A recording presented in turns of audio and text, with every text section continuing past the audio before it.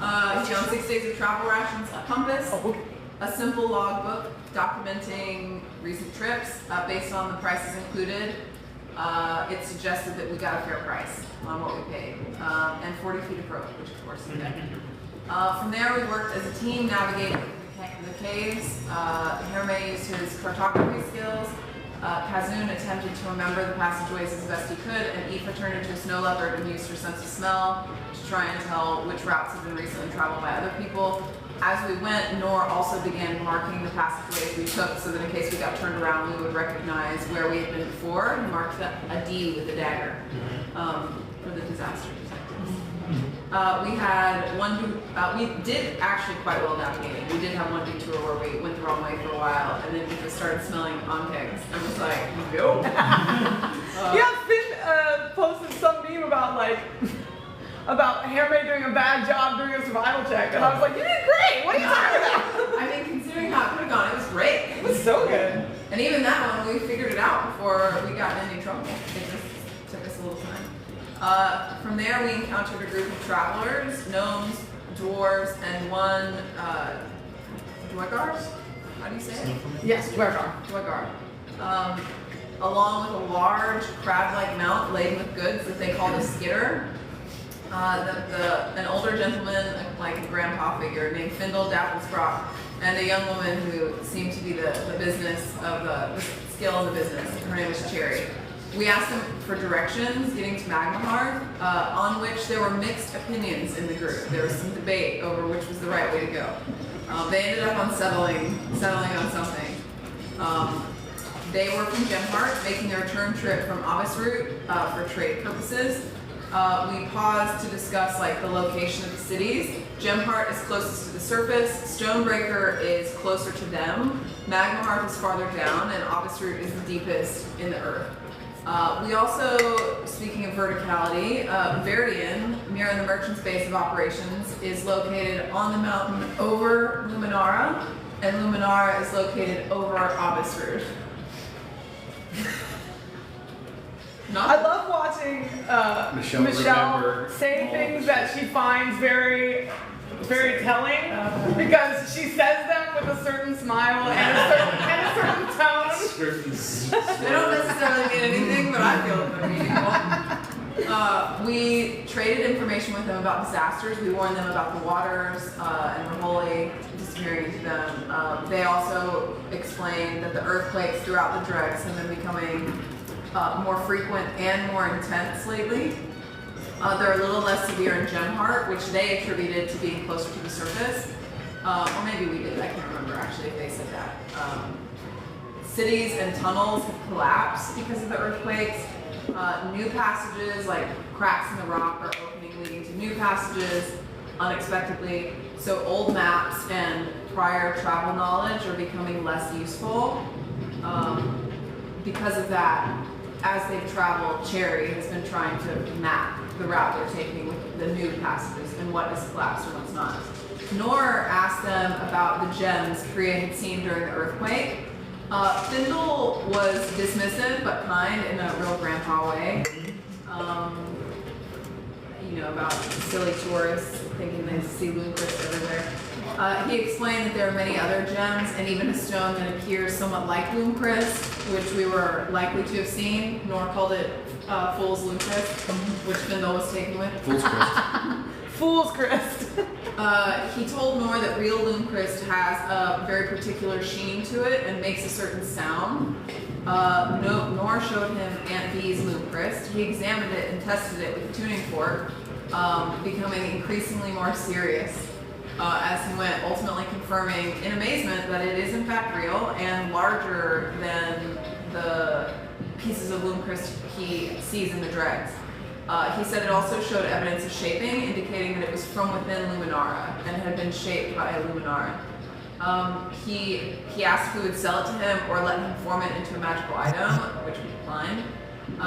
Findle also told us that Lunecrest can be made to amplify any kind of magic, but that it lends itself most readily to transmutation. Findle gave us a stone symbol / business card representing his shop in Gemheart so that we know where to find him if we ever want to seek him out. Nor bought a copy copy of the rough map Cherry had been working on, as well as giving a little more gold to them in appreciation for the time and knowledge that was shared. The map shows the path, their current path from Abbas Root to Gemheart. As that interaction was winding down, Kazun used the Loomcrest as his arcane focus to prestidigitate an advertisement for Findle's shop on the cave wall. It came out unexpectedly in prismatic colors. It was what he wanted, but it came out unexpectedly in prismatic colors, similarly to how Keith's magic looks through the lens of detect magic. When Kazun tried to discuss what he'd seen, what we learned, Keith was withdrawn and did not want to take the stone back. He seemed contemplative, like he wanted distance from the stone. As we continued to travel, we discussed our goals in Magmahearth, in no particular order of significance, acquiring a sending box and visiting the sending office, meeting with Kazun's cousin Flint, speaking with Thrain about the Titans, about our Loomcrest theory, get his armor back, check if anything survived in the scar, assess for unity/disunity amongst the clans, and only revealing Eivlirin if that seemed like a safe bet. Also investigate news from Luminara and Ignixara, including researching travel routes and necessary supplies to get there, investigating Heath's Ion Stone, oopsie, lastly, Nor hoping to explore the city a little bit and do touristy things. Aoife is in on that too. I put Nor because he was really excited about it, but Aoife is also excited, obviously. I'm over here excited about it. Aoife asked Kazun how she wanted us to handle the situation, and his instructions are to proceed with the intention of complying with whatever demands are placed on us until we decide differently. Nor asked Kazun how long it typically takes to find a person's true rune, and we learned that very few people ever manage that, only a few in a generation. Nor emphasized that Kazun should return expecting to be treated with the deference he deserves, also hoping we would receive a royal welcome. Storm? It's coming from the speaker. I think it's just other thing. Well, I know that there was sound out there that seemed to be just like the movement. What about this? Maybe. That's What is that coming sound? from your computer. It can't be. Oh, is it this? Oh yeah. It's the lava. Is it the lava sound? Okay, cool, thank you. I was like, how do you mean I'm not playing anything? We're all going insane. I really thought, I was like, it sounded like thunder rumbling. Yeah. Yeah. I was like, but it's not. So what's happening? Okay, Magma's moving. Let's see. Nor was also hoping that we would be received as welcome guests and might get to stay in luxury for once. Aoife asked Kazun if he wanted to stay in Magmahearth after this was over, after the interactions with Thrain as the primary rune master. He said he wrestled with the question, but ultimately felt, as she did, that it made more sense for him to continue with the group. We discussed what we would ask of Magmahearth if we were able to ally with them. Our initial ideas were ask them to research the gold artifacts, information about Durgrim, both past and present in the form of a book, and potentially allying them with the Cloakman for potential safe haven or just resources and connections between the two of them. During some of those conversations, Priya shared a secret that Cherry had given her for Koros. Things are not well in Abbasroot. They are strangely antagonistic towards trade. Prices rise. They have access to unprecedented amount of Loomcrest. Findle and his people were not allowed to enter the city.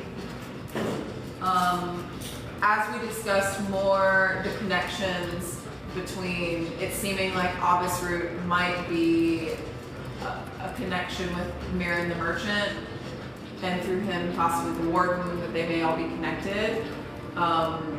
Kazun began to question whether we could trust his cousin Ilda, who we had kind of been counting on, who has been traveling to Ignixara. He was concerned that she may have been compromised by her eagerness to accept new technologies. We don't really have any specific evidence of that. It was just kind of thinking through all of the connections between all these places. As we traveled, the air became steadily hotter. Aoife couldn't smell anything but burning rock. Harame tasted the rock. It was stronger with a slightly sulfuric flavor. We decided to rest before going into the city. Nor went into his ring to meet with Hyborius. He attempted to renegotiate their deal. He tried very hard to avoid committing an explicit language to destroying the scepter and killing his mother, but Hyborius refused ambiguous commitments. Ultimately, he agreed to shatter/unmake the scepter, and that he would kill his mother himself with the collateral of his own life if he did not deliver. Yes, it was right. He tried real hard to leave wiggle room, and Hyborius was like, no. Oh, man. We're not playing this game. I'm tired. Yeah. After the agreement was made, Hyborius grabbed his hands. His hands and wrists became painfully cold and turned to obsidian.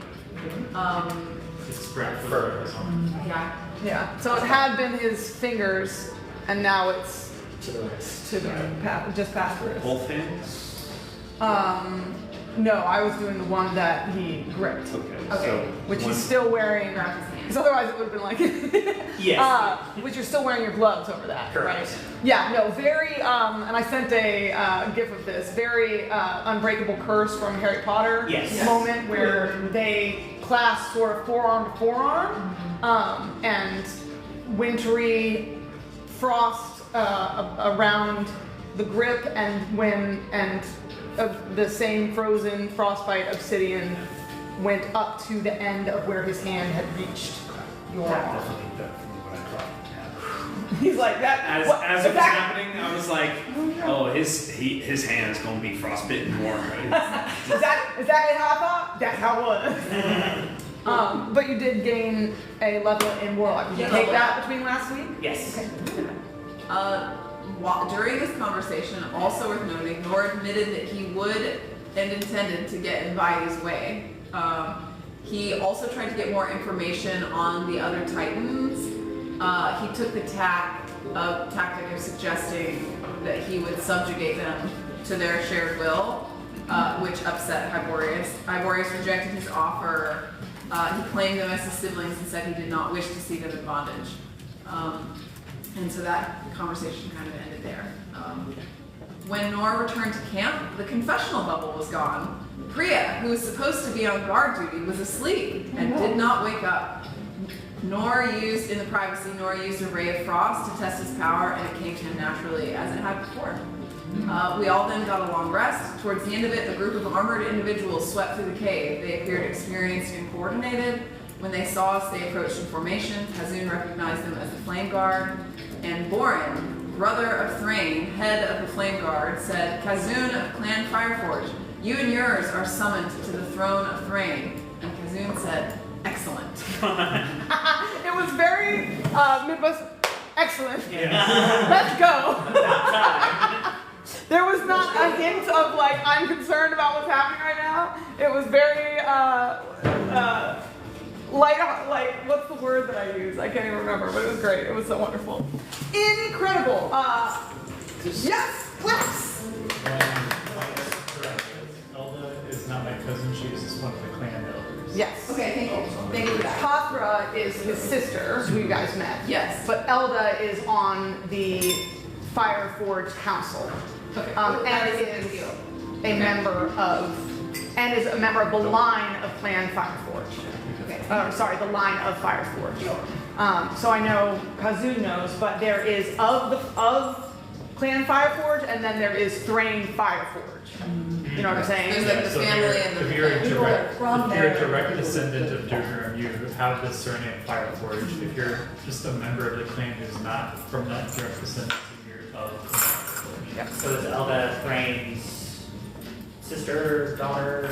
I'm not sure exactly what relation. You don't remember? And Did you say that she's part of the council? She is part of the council. Okay.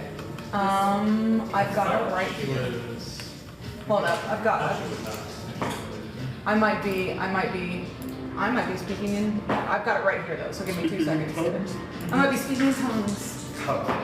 In the meantime, inspiration to Aoife, to Michelle for incredible. You deserve inspiration from Friday night, I think. He did the announcements for you a couple of times, remember that? announcement for Chile, and then You did. decided. I will. You know what, Finn? I will. You said you from. No. What I did in fact do was say I'm feeling the compulsion to give inspiration to people. Oh, that's right. But you know what? I like the chutzpah. Inspiration to Aaron I'll for take it. memorizing Thanks, bro. my social announcements and giving them to people so that I didn't have to do it over and over again. That was- Inspiration, please pass down to Finn for incredible sound work and setting me up for the sound. Thank you so much. Do you want to be closer? You can sit here. Scoop forward, but no, I'm fine. I think she's not gonna have enough space to work. I'm good. Okay, I'm just saying if you guys want to scoot down so that Finn's not like, I feel like you're. I'm good. Keep your arm. Okay. Yeah, we can scoot. I'm cool with that. If you guys let me know. Scoot. Sorry, I've been Just pull the chair back. It's funny to me that we're all very worried about each other's space, and this is like twice the table. Right, I'm like, guys. Yeah. We're Be used to- friends. we're used to We have situations so much room for You have so much room for activities. I've ruined it by putting this long ways and making that weird. But ruin is too strong a word because there's still plenty of room You here to work have, with. you have Okay. I'm interested. excitedly placed it wide because you can. Yes. Kara and Ryan were the two. Inspiration to Allison for your birthday. For being born, thank you. Yay!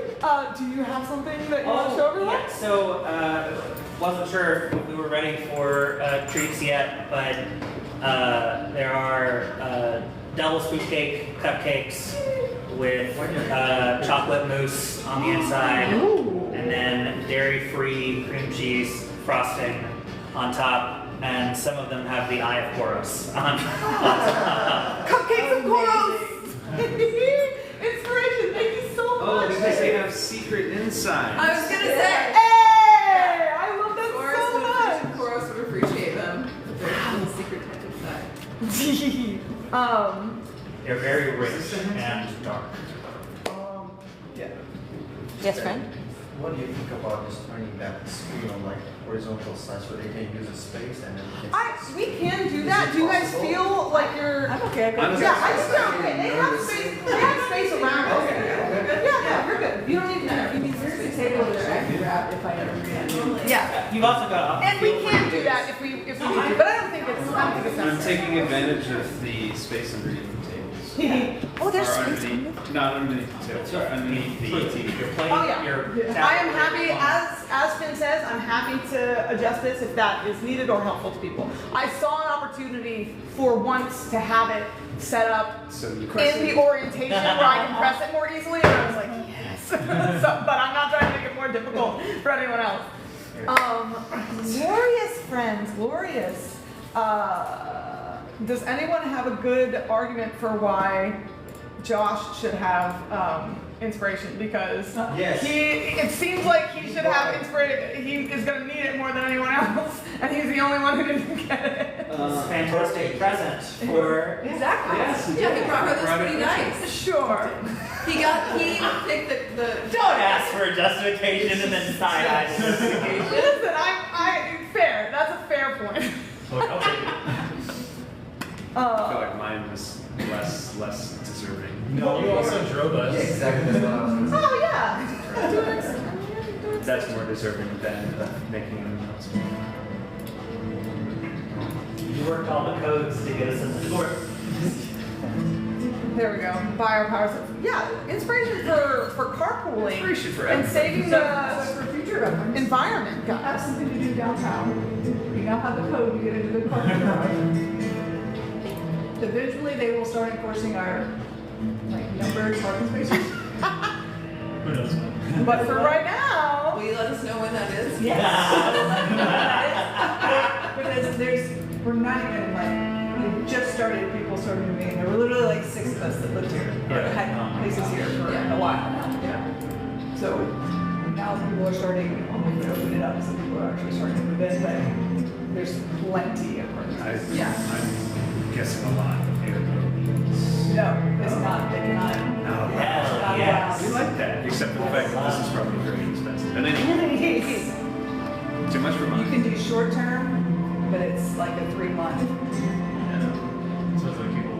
I don't need to be down here all the time. I'm down here enough as is. Yeah. Frank's daughter is Elda Fireforge. Josh. Yeah, we do. Yeah, Borin is his brother. Yep. Chief of police. And chief of police. Do we know your last name? Of Flameguard. Yeah. He is of Clenfire. Not direct. Not a direct. That's another thing. I can't turn. If there's a way to turn it off, I don't know it. So. Josh said it can't be that bad. He claimed me as of Clan Fireforge.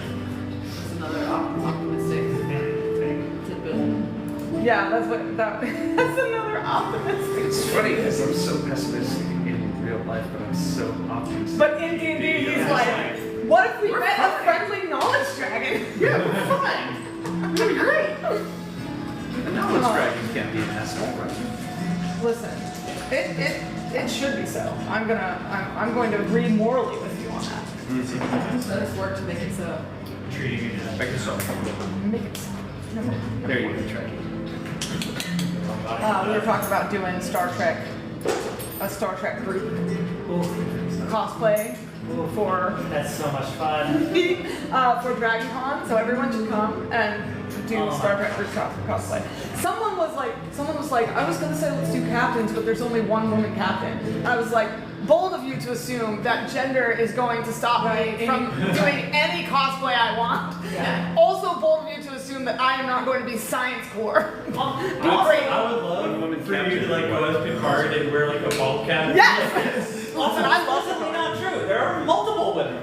Very fast. There's Janeway, there's Philippa Georgiou, and there's Michael Burnham. Tell him. Cavender. And that's just the main series. Yeah. Forget all the captains that we need. You know. But listen, I'm science core all the way anyway. All that said, so what has happened is I need attention. So what did happen? So what happened was Priya.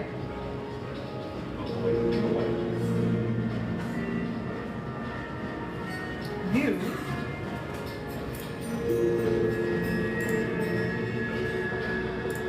where are my notes? There's too many things. I've got too many things up right now. Priya, someone or something is banging on the cellar door.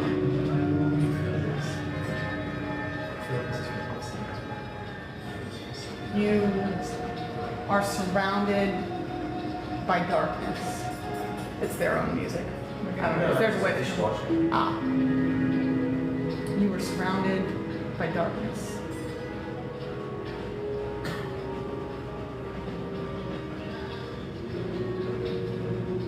And there is a clattering of heavy feet. And the shouting of both panicked voices and angry voices. This music is not okay. Yeah. How is there any possibility to make it stop? I will do some. I did, but You We are researched there. already. Yeah, I researched. It's okay. It's just funny that it chose now to Yeah. go from like smooth jazz to be like ah. just artists on that corner. Say again. It's like a people. Yeah, there's we're just hearing. Bards and dreads. Ah. You're hearing this come through your dreams. Yeah, but so I'm gonna do my best to ignore the sound. But clattering, the yelling of panicked and angry voices. You're in the dark. And you are cold. Make me listen safe.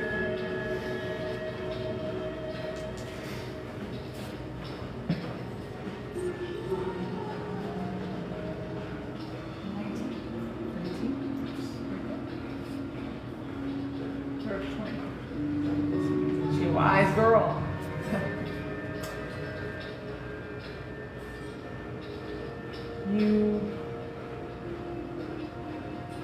close your eyes and squint and stretch against the sounds and sink further into the darkness. Just don't listen. Just don't look. There's nothing.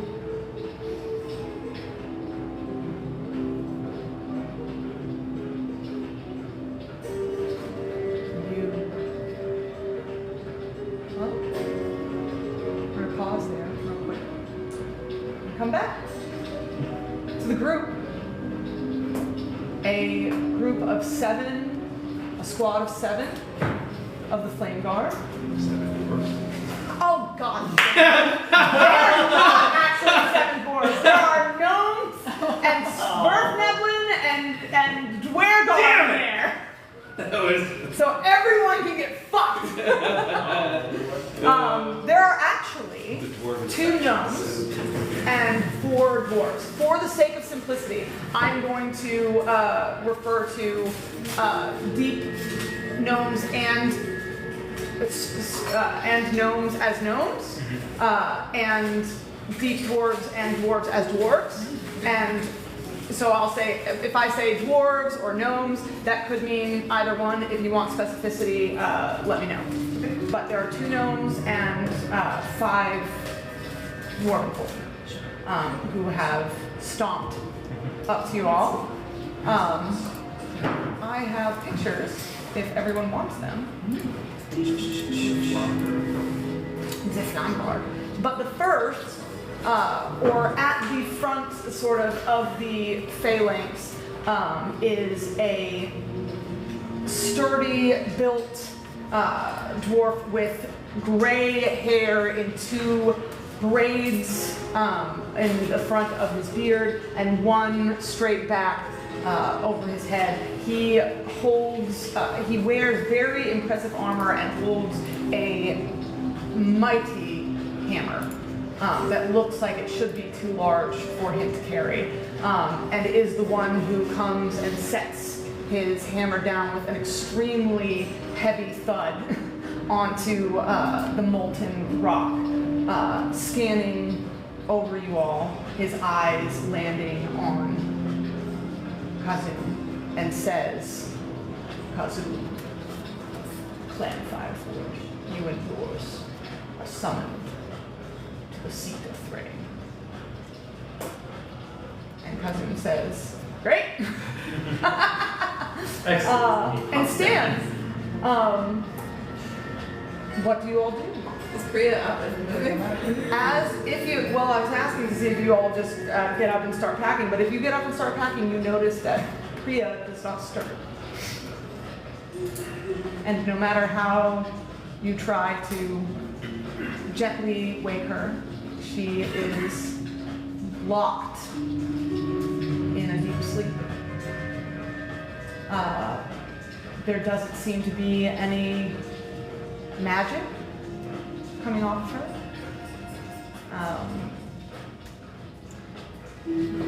She doesn't appear particularly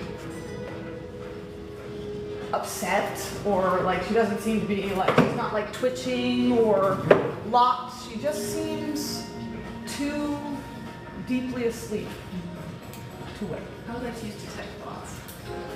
Would you now? What? Would you now? Okay. Oh. For the purposes of detect thoughts, Priya, you are not a willing creature. So,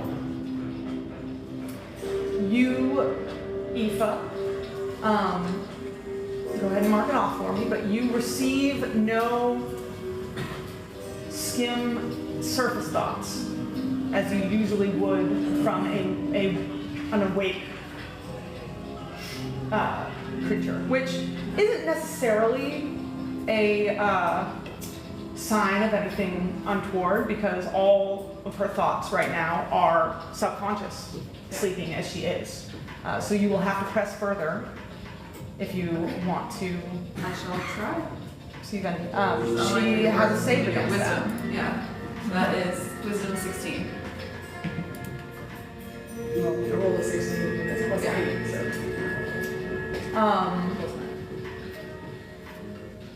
So. You try to press further.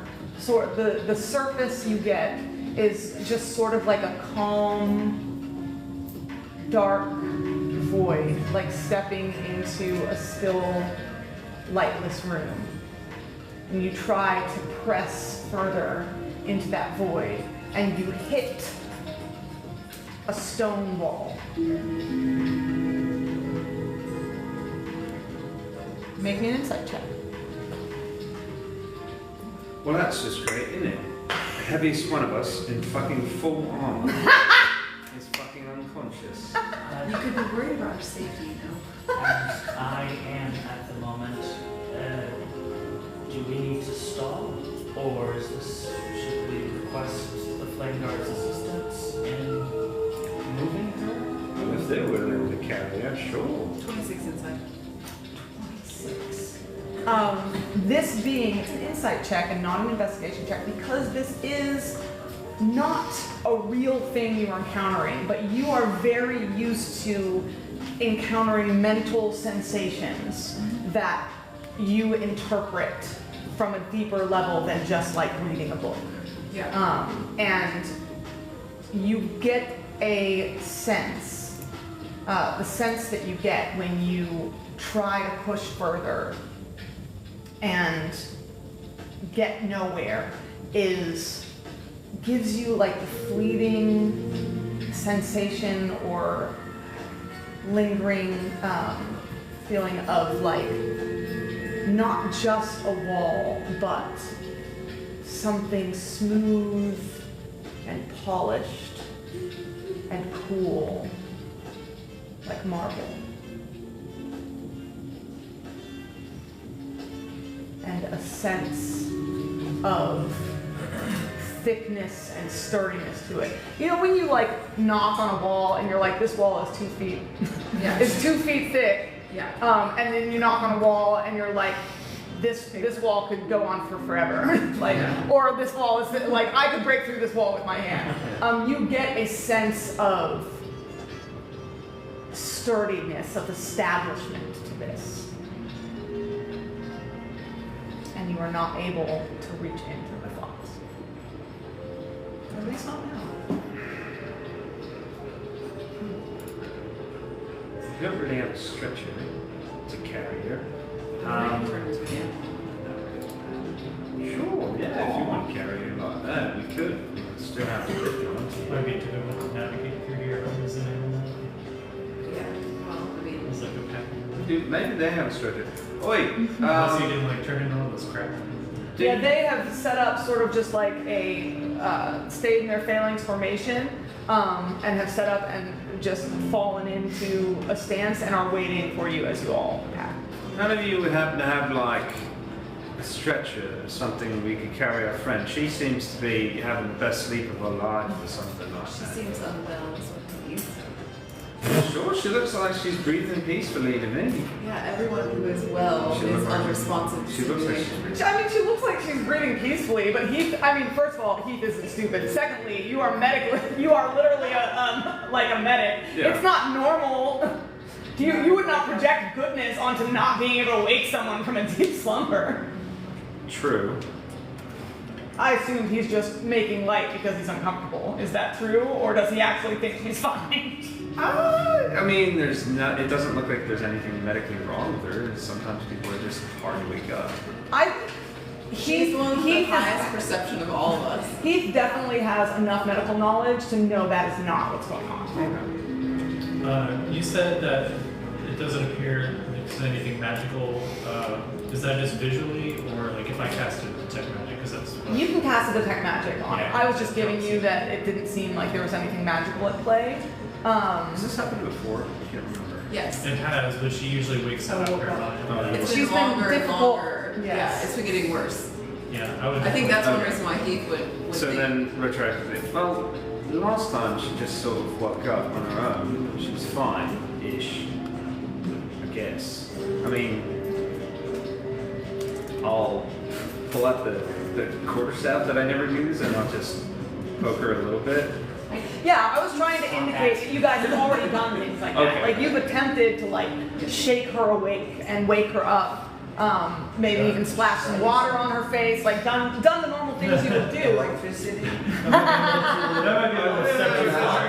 Just a little bit. We're not there yet. Taser. Apologies, we've been fairly taxed over these past 3 days. Her one of the most, and so I can only assume that she's recuperating from that. Is there any way that you all could assist us in ferrying her along? Korla.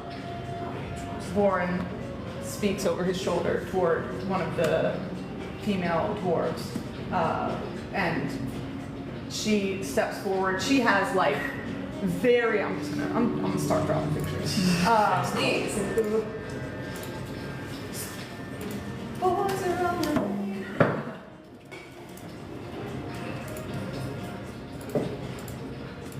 You raise good points, but I don't want them to get impatient and forcibly take her. Also don't listen again. Korla steps forward. She has very intricate armor with a lot of segmented pieces to it, and she reaches onto one piece on her thigh and detaches it, and then unfolds it into a Everybody's gonna be as long as into a makeshift stretcher that is sort of like almost chainmail-ish wiring between for putting someone on it. Dwarf length. It is slightly longer than dwarf length, but it is shorter than regular length. How tall is Priya? I have a net, by the way. It's a rope net. You do have a rope. I do. Yeah. Carry a net as well.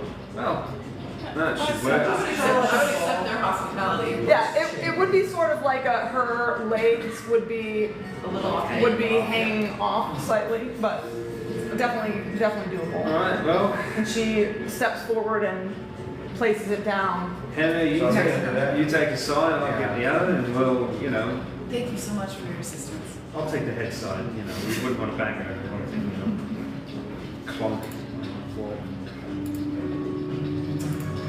All right, so you guys pick Priya up. Yep. And I'll walk. be in the front, and Henry will be the back. Okay. Yeah, well, right behind you. Borin waits for you guys to move forward, and as you do, the squad enfolds around you into almost something like like an honor guard. It might look like, with Borin at the head, beginning to lead back with Kazun directly behind him. They lead you through the last segment of tunnels on your way through the dregs, now winding through sections of molten lava. It's very hot down here. Kazun, I think you realize that up until this moment, you've been just slightly cold every day. Like every day you've been just slightly uncomfortable with the level of cool that it is, especially on the days that you were up in the peaks. And you don't realize how uncomfortable you were until you are enfolded back in the warmth of this space. It's like a welcoming embrace. I choose to think of it that way. And they lead you down the tunnels to another section that much like the part that broke off into stone, where you saw the entrance to Clan Stonebreaker, becomes more and more like built up with signs of civilization. There are markings and the walls themselves become more, more smooth, more honed, less built up and designed than it was getting near Clan Stonebreaker. But as you move into a specific tunnel, it is a circular opening door with molten runes around the entirety of the archway, marking what you know as the entrance back into the area that belongs to Flame Fireforge. So this is a Magmahearth proper. It is not yet the city of Magmahearth, but it's their territory. No question, but do we recognize any of the runes?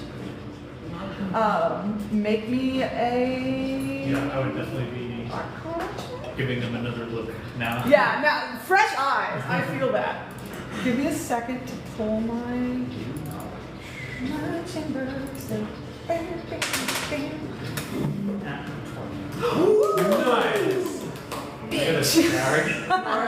I got a 16 plus 9.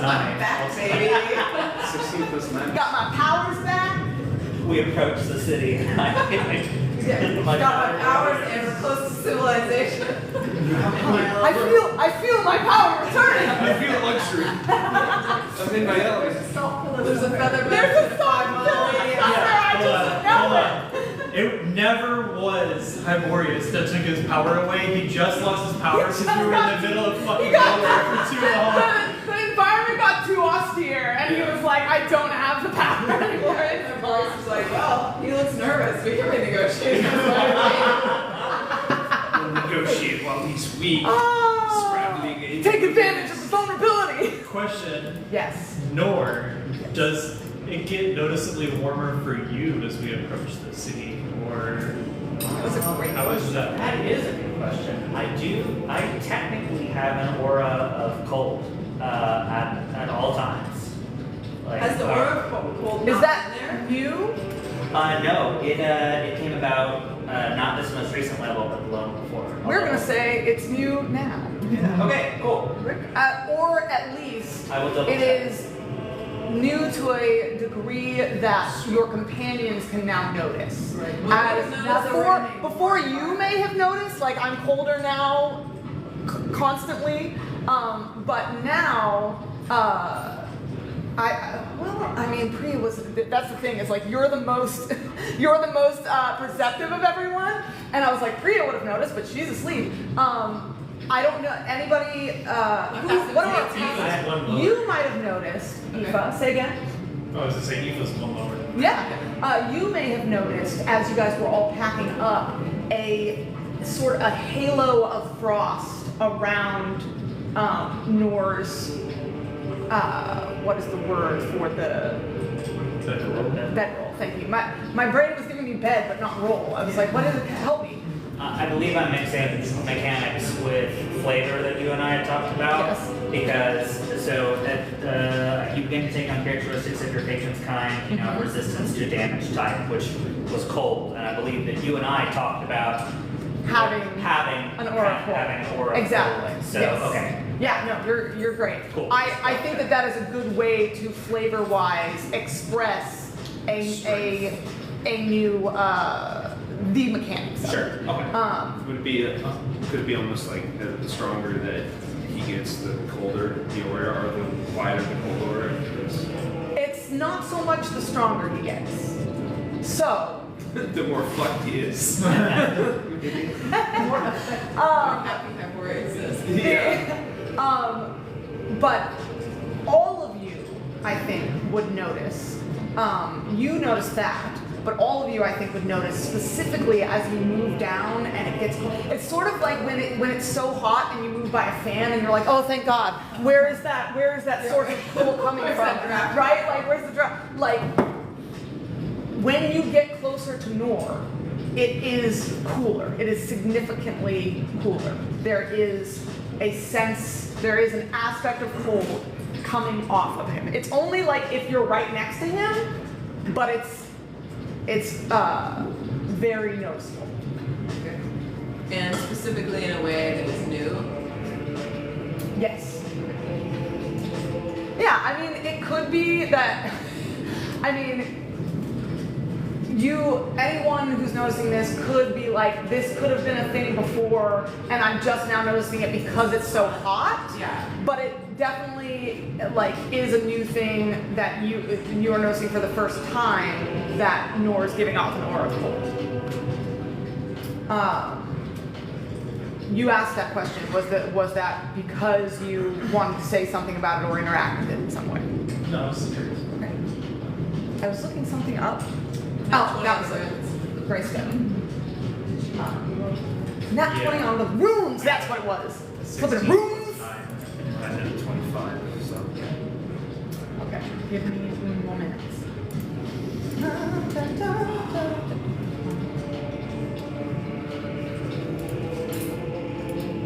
There's a Nat 20? invocation called Eyes the Root Keeper. You can read all that. Yeah. I'm like, should I take the Eldritch Addict feat?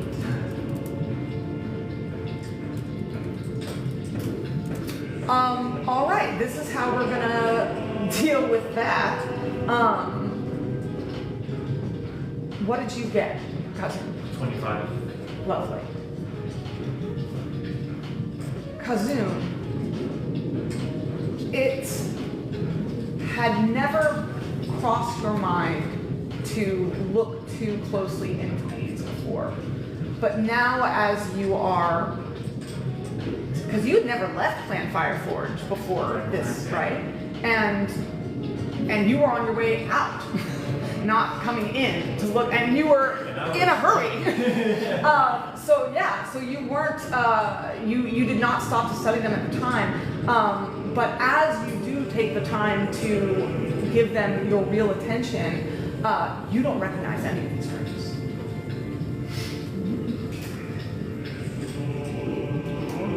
There are multiple that seem familiar. It's like speaking Spanish and reading Portuguese. You know what I mean? Like it's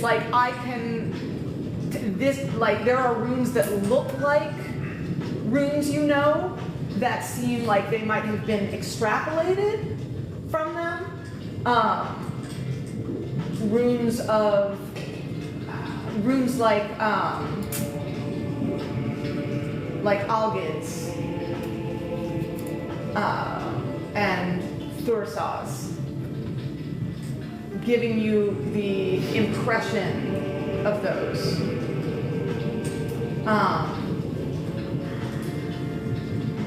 But nor as you look at these, you don't know runes, but your sense of primordial has slipped back into place. And as your eyes scan over these, it's almost like you can, it's almost like not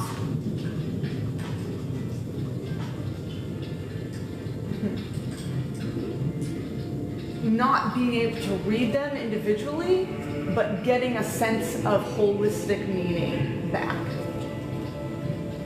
that you recognize as magical, because otherwise it would be like reading. But it's not like that. It's like I looked at this and like a painting received something back. Yeah. And you get the impression of protection, defense, formation, creation, spiritual awareness, and connection to, it almost seems like the divine, maybe like sacred, connection to the sacred, I think would be a better way to say it.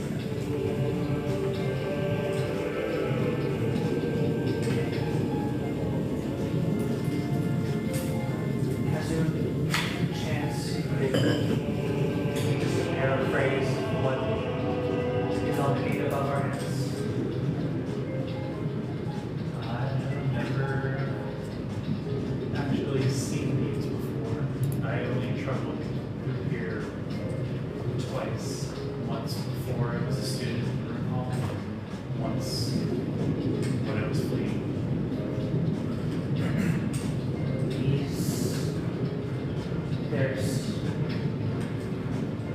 There's more to them than just the markings.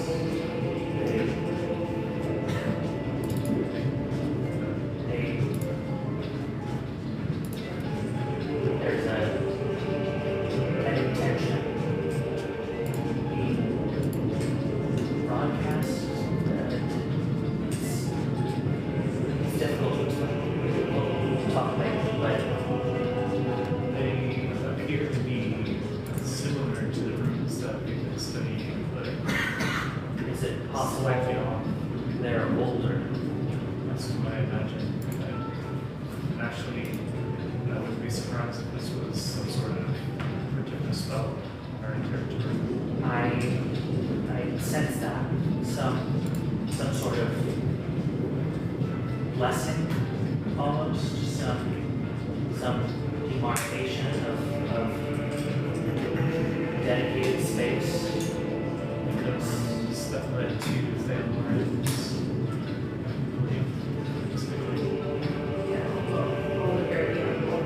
Thalarn, the Veil of Thalarn.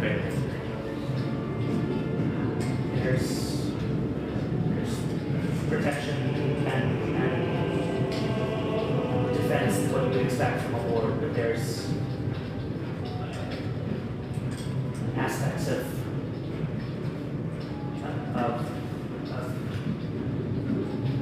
creation, of fabrication, there's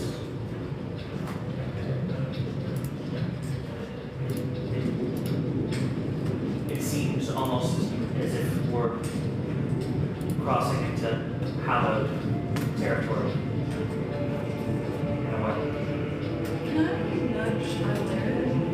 I'd like to ask, are these of Durgrim? Are these of your time? These are, despite having a rune master in our midst, these markings are unfamiliar to him. Are they more familiar to you? You're nudging her mentally. Telepathically, yeah.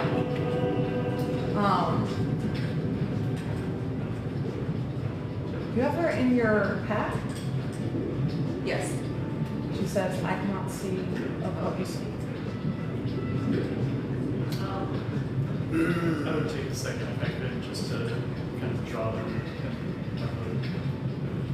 Okay.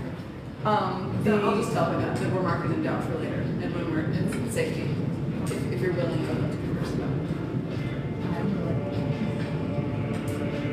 it. As you stop to map, the Borin puts up a hand and the squad stops with you. And they wait and give you time to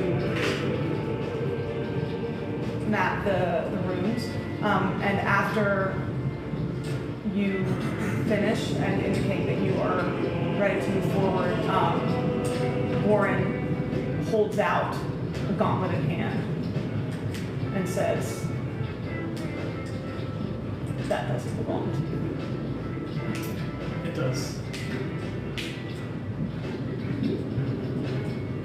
Threy will decide. But for now, it would do you well to release it into our people. It would show goodwill. Farewell.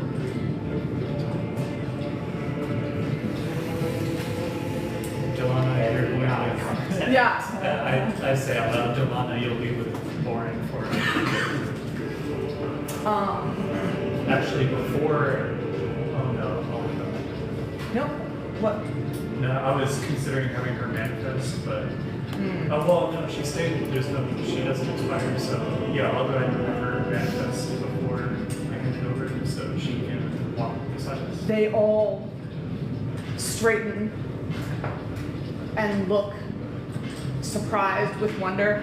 Borin had taken the book and gone to hand it to the side to one of the other guards. I will. They all stop. Just listen. Oh yeah, they they had already stopped and like, because they had gone ahead. But they all sort of straighten up. Aoife is going to bow and greet Dolana. Say, Dolana, it is lovely to see you. She bows slightly back and says, "It is always good to be in your company." Is she able to speak? Isn't she? No. Huh? I don't think she is. I think that night at the campfire, we had to like retcon that to her reading a book because she can telepathically communicate With me. you. Yeah, but she's Then thank you for retconning that, or reminding me of that retcon, because I was extending back into that night and assuming that she could. Have we established if Aoife's thoughts reach her independently? They do not. They do not. Okay. I You feel are like this is able. something we would have talked about at some point. You are able to connect with Illyria in the way that you are because Yeah. she is her book is written with the ink of the spores of your faces. She then would say telepathically to you with a small smile, "Please tell her it is always my honor to be in her company." She said it's always her honor to be here.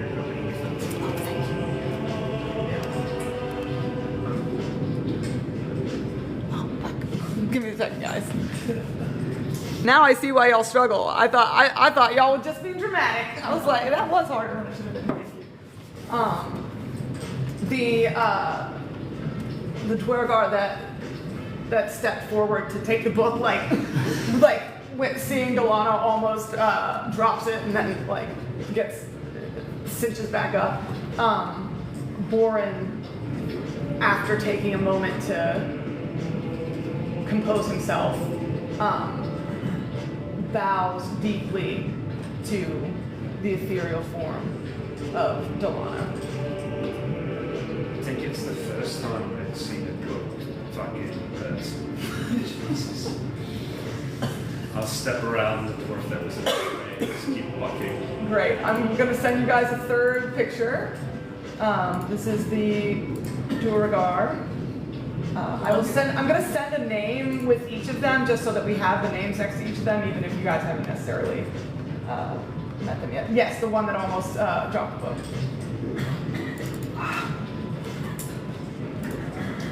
And she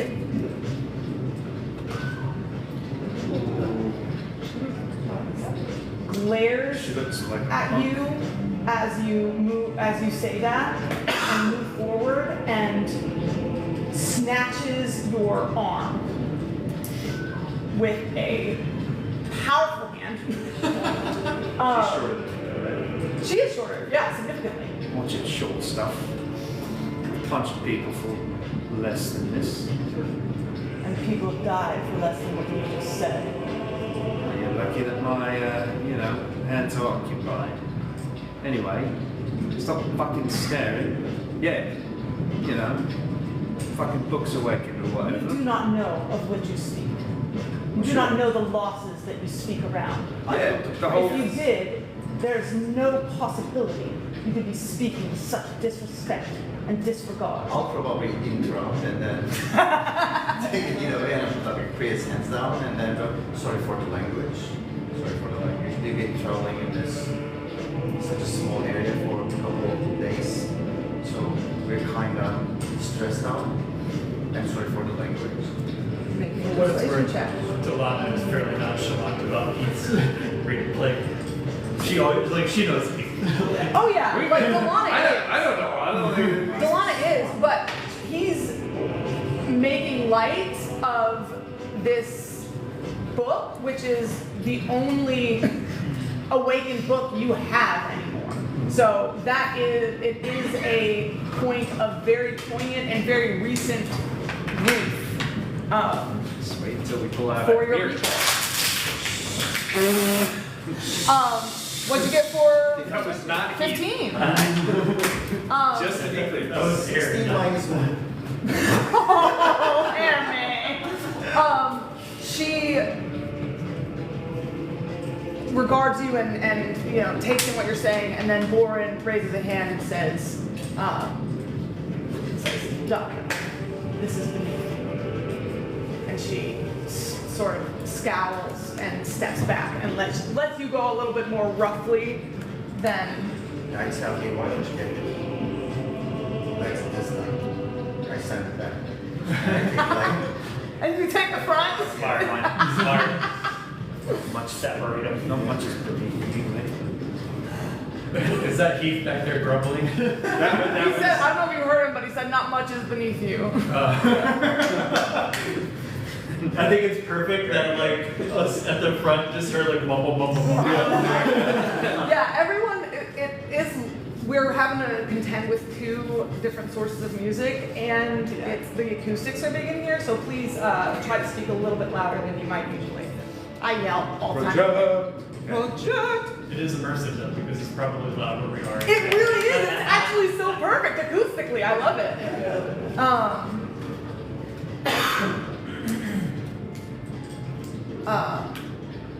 Borin, in finishing his bow, says,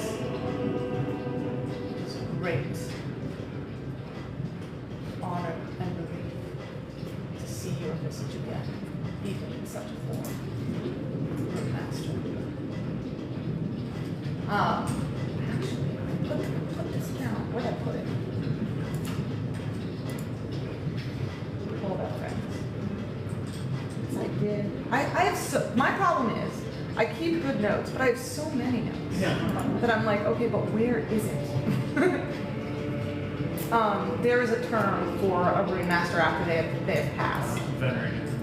That's what it is. And I knew it. I should have just said it, but I wasn't sure I was right. And that's what he would say, is venerated rune master. And she gives him a nod back, indicating that she can understand what is being said, and walks with you. Borin leads you guys on, still surrounded by the group, into what becomes, through the archway into now a formed great hall. You move into this archway and the tunnel opens into real built stone here. It's carved. Everything that you're seeing is like negative space, hollowed out to create doors and walls and fixtures and figures, and the stones carved beneath your feet, but now lit with torches along either side. And as you move forward, you hear more noise.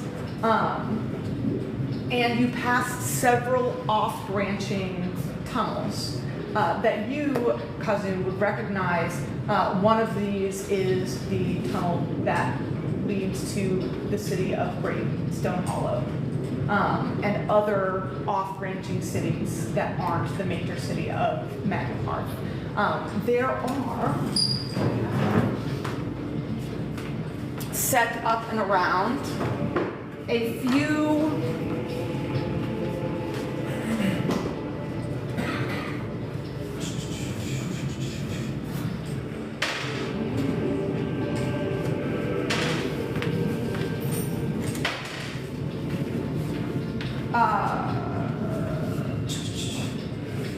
sort of vendor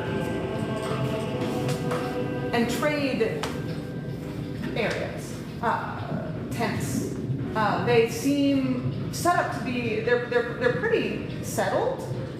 They're made of stone and wood and set in place. And as you come in, they start to, lean forward and as though to begin to call out to you. But seeing the guard of the Flameguard around you, everyone sort of settles back and just watches you walk through.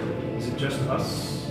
Right, there are others milling around. You see other members right here. The people standing at the shops and haggling and talking are folk from are surface folk, upperlanders. Behind the shops themselves are people who seem to be from are Scintillar. And they're haggling and talking about their prices and going back and forth, and you get the sense that this is like the initial market beginnings of the marketplace where people can come and sort of a hub where they can buy things before going to any particular city or instead of going to any particular city. Is there laughter here? Like, yeah. What's the vibe? Maybe an investigation check or an insight check. So, are there any people like outside rather than us? Yes. Yeah. The people, almost all the people like lined up and actually looking to buy things are upper land people, humans, elves. There are people. Yeah, no, there wouldn't be. You don't see any Scintillar buying here, but you see some humans, some elves, some. No Clonekin, no Nightfall. I'm like, why can't I think of phrases that aren't humans and elves? Some half-orcs, and a smattering of other folks. Can I, for Hellsight, hit on his check based on my experience going through here? Yeah, absolutely. Go ahead This is and make probably it. something like I would come to with my dad sometimes, like Yeah. selling Yes, this is more, yeah, like you definitely would bring, would come set up here sometimes. And you know that as there are some settled market vendors here that are always here, but there are also those that sort of switch in and out. And like your dad would have like a mobile setup where he could come and then hawk things sometimes and then pack it all up and go home. 14. 14. It's not a difficult check. When you guys enter in the Flameguard and everyone notices the Flameguard, it mutes for a second, like, oh, you know, like sort of oof, that sort of vibe. What do you do? Oof, yeah, like if you saw, you know, a group of police. Next to me, they're like, what? Yeah, that's fair. So there's not a small amount of like curiosity, but it still doesn't put the area into a hushed silence or anything. They're just whoa. Okay, and then they go back to animated. I would say that the So impression is it doesn't animated. look like they're depressed over recent events or the natural disasters. Not with your sweeping look right here, but when you meet a salesperson at McDonald's, you don't know what they're depressed about either most of the time, you know. So that person in the mall that's trying to sell you things, like they might be depressed, but you're not gonna know. Sure. So that's something you don't get a set. You're not like walking into funeral vibes. It's not like Owner's Rest or something where it's like refugees filtering in. Yeah, And like there's a sense of need and grief. Yeah, Yes. and the customers, I guess, would be a better gauge of mood anyway. In that case, The if they're- customers are here to buy things, and they've gotten here to the safe place where they're buying things. So they're Sure. They're They're great. like, oh, thank God we made it. so they're pretty. But yeah, it's a positive mood. kids running around. Periodically, and while we're here, I think Aoife would just reach out into Priya's mind to try to be like, Great. Priya, On come that back. note, Yeah, Priya, come back. We need Yeah. you. You need to wake up. thank you for that segue because I was about to say Priya.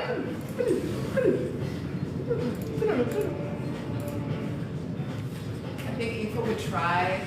She would try to meditate on this more seriously than she took. I mean, I think the speaking in the mind comes very naturally to her at this point, but I think she would try to be a little more focused and try to imagine her words, like visualize them as like something light in the hopes that it'll like float over this wall. We're manifesting lightness. We are manifesting light. Okay. Thomas Waller. Yeah. Go ahead and make me another wisdom save against this detect thought. Are you casting another detect thought? I can. You will need to if you're wanting to get anything. Oh, same roll? Same roll. Okay. Then mine's going to stay the same, so it's 16. Yeah. I don't think I'm gonna be able to beat you for wisdom save. She Like, was. roll like a It's like when the barbarian gets taken over. Yeah. It's like when the barbarian gets enchanted to start to fight the team. It's like we're not gonna. This is this person's strength. Yeah. Okay. This time you feel that sensation again, and as you try to project that sense of lightness, your perception of meeting this blockade also extends to it goes up forever. Great. Infinity, that's all. Okay. Well, lightness. Mark that off the list. We're gonna have to go for depth next time. Hey, what's the going on a bear hunt? Can't Can't go over it. Gotta go through it. Priya, you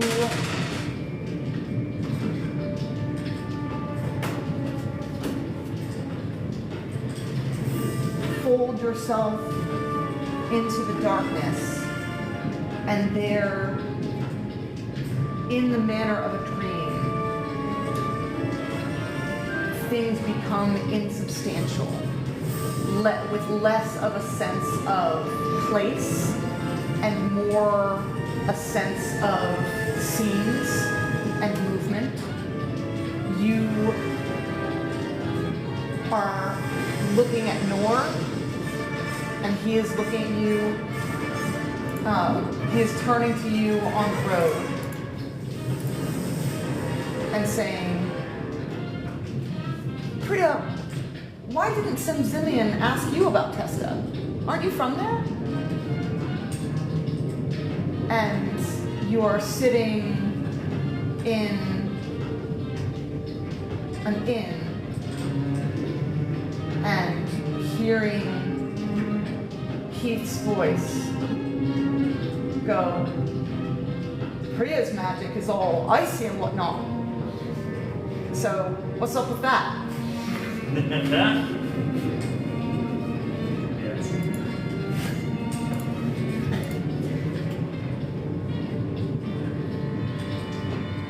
You are once again, you feel the cold biting into you, and the bite of the cold becomes the slicing of leaves, and you are once again before the rune of truth in the lone forest, with a voice asking, give us a truth worth knowing. Make me a wisdom save. That looked like it hurt. I'm so sorry. 15. First one was an 18. 20, I'd say.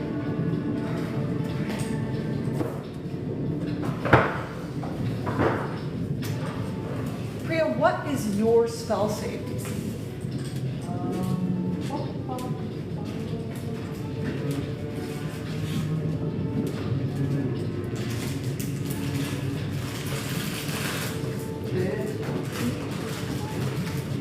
Okay.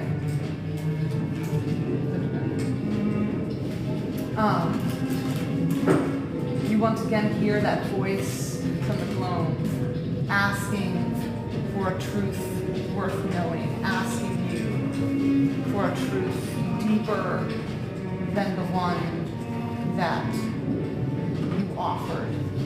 And you feel your chest clench with a sense of panic. And then you feel again that enfolding presence, Koros, almost like arms around you. You slip away from the sea.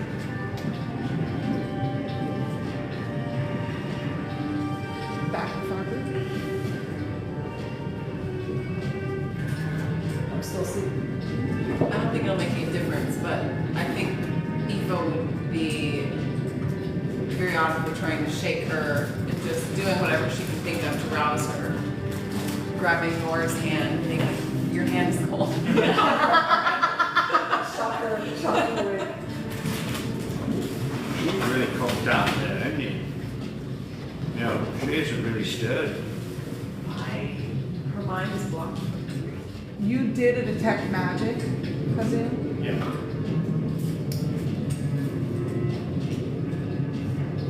Give me a second. You'll go ahead. You said I. Aoife, you said I. I think he said I. Oh, sorry, no. I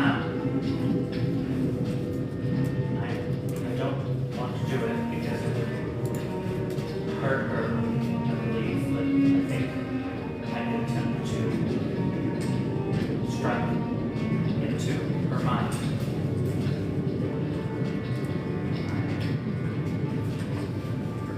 It's worth considering. She's never seen that this long.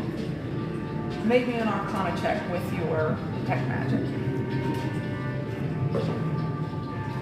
19 plus 9. 28. Hot damn. Kazun, when you cast detect magic, you did get a faint magic aura coming off her of illusion magic.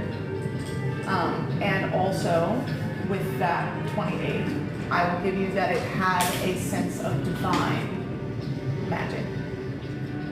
And something like the scent of ink lingering. Scent of ink. Yeah, like the library. One might say vaulted scroll. Would you share that with us? Yeah. This is so magical or community.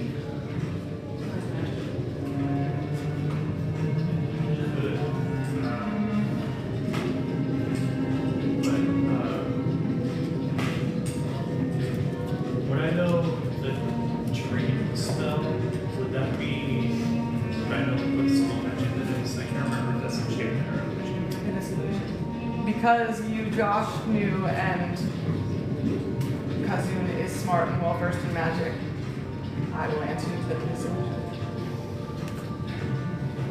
I think I know what spell might be affecting her. Think about it. Like I've been thinking about it as we walk. I could try to dispel it. Is there any risk? Will that harm her at all? Are we talking around the fact that Boris has to sell? Is that what's happening here? Divine magic doesn't necessarily mean like God casts it, right? That's lovely. Like would her spells read that way also? Like as being divine in Yes. nature? Yeah. But it's divine because it's granted by a god. So, but you're right, that doesn't mean it's coming directly from a god. Yeah. Well, It also doesn't mean it's not. huh? It doesn't also. It also doesn't mean it's not. Yes. To answer the core of your question, if someone else was casting divine magic, it would read as divine magic, just like yours does. Has Heath ever encountered anybody who's been magically put to sleep or in a similar situation like a magic coma? We've magically put Hermes in the vault. She did magically put him to sleep. This is sorry, you didn't. That was the sleep spell, but that's not what you asked. Yeah. That's not because I'm not magically asleep. Right. Because I have resistance against that. Yeah. I'm not saying magically You are not asleep. magically I'm asleep, saying, like, from a medical perspective, have I encountered, like, a coma patient? You've encountered coma patients before. And how they... But that has been like someone fell off the ladder and had a traumatic brain injury. It's always been post some injury, or once. Maybe either a history or a medicine check, my herbalist man. Medicine check is definitely what it's gonna be. And it's gonna be 15. Yes. So 21. 21. Okay. You did have one patient who overdosed on Dreamleaf. And that was the only coma patient that you had. You've only run into a couple comas, but the more normal ones that you encountered once and that Aunt V told you about when you were caring for this coma patient were like, this is usually the result of brain injuries and things, but there was one patient you had that overdosed on Dreamleaf and could not be brought back out of their dream state. At least not by any means. We just had to wait and let them come out of it themselves. Yes, there was, by any means of Couldn't slap them away. yeah, by any normal medicinal or herbal means. Yeah. With you got what, a 20? With 21, you're thinking back on this, and you remember that with the coma patient that you took care of, who had a brain injury, Aunt V talked to you about, how to care for a bedridden patient, taking care of bed sores, keeping them hydrated and fed in such a state, and basically talked to you about like the best we can do is heal the injury and then keep them comfortable and well and hope for the body to bring them back. But with your Dreamleaf patient, you remember going in as a boy and seeing her sitting at the bedside of this patient, and she drew her fingers over their forehead and muttered some words you didn't know. And the lights in the room changed that at the time you ascribed to the shifting of clouds coming through the window. And that patient woke up. And later, when you asked her why this patient woke up and the other didn't, she said, sometimes, that's what I said, sometimes they come back to you and you just have to wait and see what the body does. Well, I remember Aunt V waking someone up who had overdosed on a little too much of Dreamleaf, and I will look towards Henry. Herme, you now need to drink Dreamleaf every day. You feel compelled to drink Dreamleaf at least once a day. Great. It's a good thing we can make it, my I friend. did just right away after we wake up. Okay. Or, yeah, wake up. Morning Morning. Yeah. Just, yeah. So, Aoife might have recognized that every morning Herman gets up now and starts to say, She just looks at you. say again. Everyone like, morning. You know how your voice is deeper in the morning? That's extra drink for him. Yeah, as I said, like those of us who are like not aware of what's going on, just think he's still waking up. Yeah. So I desperately need 5 definitely to I don't know, dude.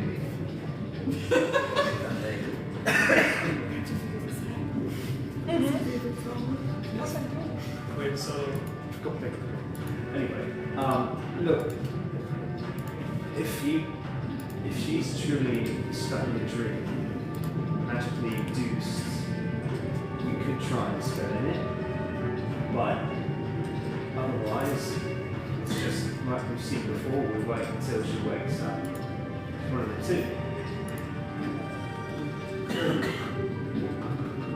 None of us are particularly familiar with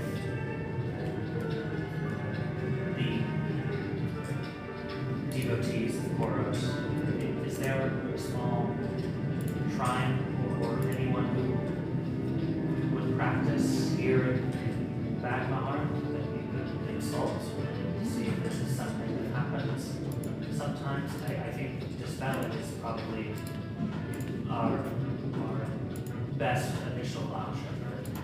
Barring that, I don't know if I'm comfortable just waiting for the effects to be over.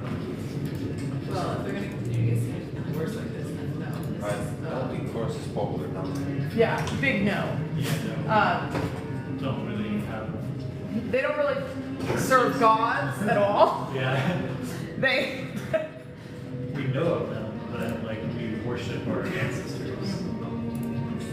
If there was, it would be a secret anyway. That's why I said big no. You're not wrong. Yeah, there was to be a secret, so you said. Yeah. I feel like Heath is way too laissez-faire for the current scenario. I think most of us feel that way about a lot of scenarios. I mean, there's just what can you do? I've given the possibility, and the other possibility is just we wait. Do I have any sense, like subconsciously, or think that I need to wake up?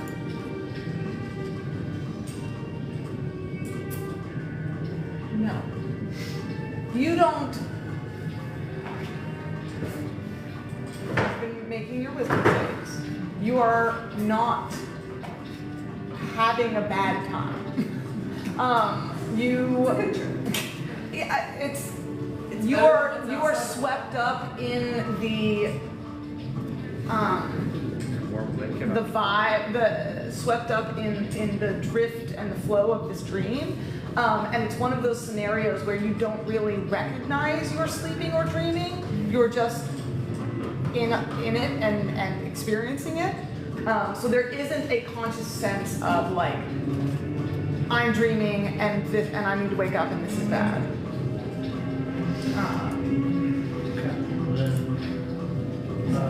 Yeah, I think I'll go ahead and attempt to dispel it. There's no material component, so I can cast that another book. Okay. Dream is about third level, right? No. It's not bad at dispel. Huh? Oh, it's above. I thought you said it's about third level, and I was like, Oh, no, no. buddy. Yes, it is above third level.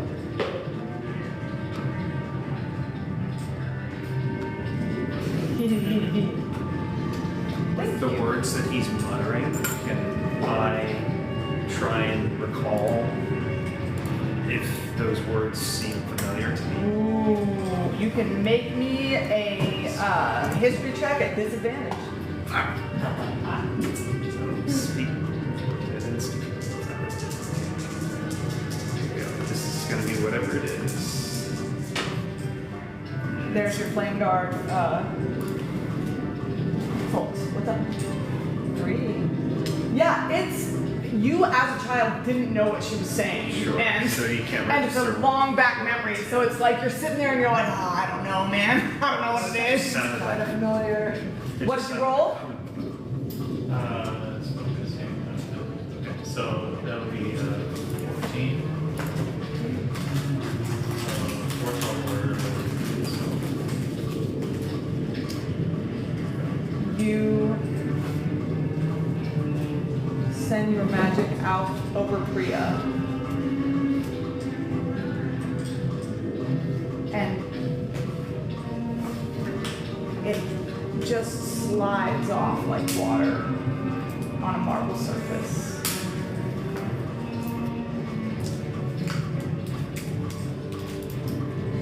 Do I get the sense that like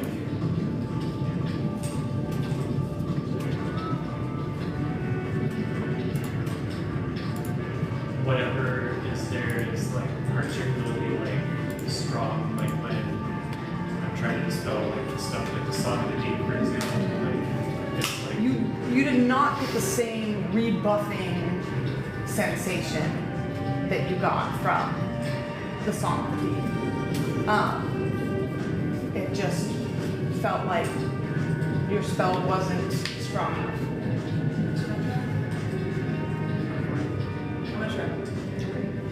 before that, Priya. Well, go ahead and try.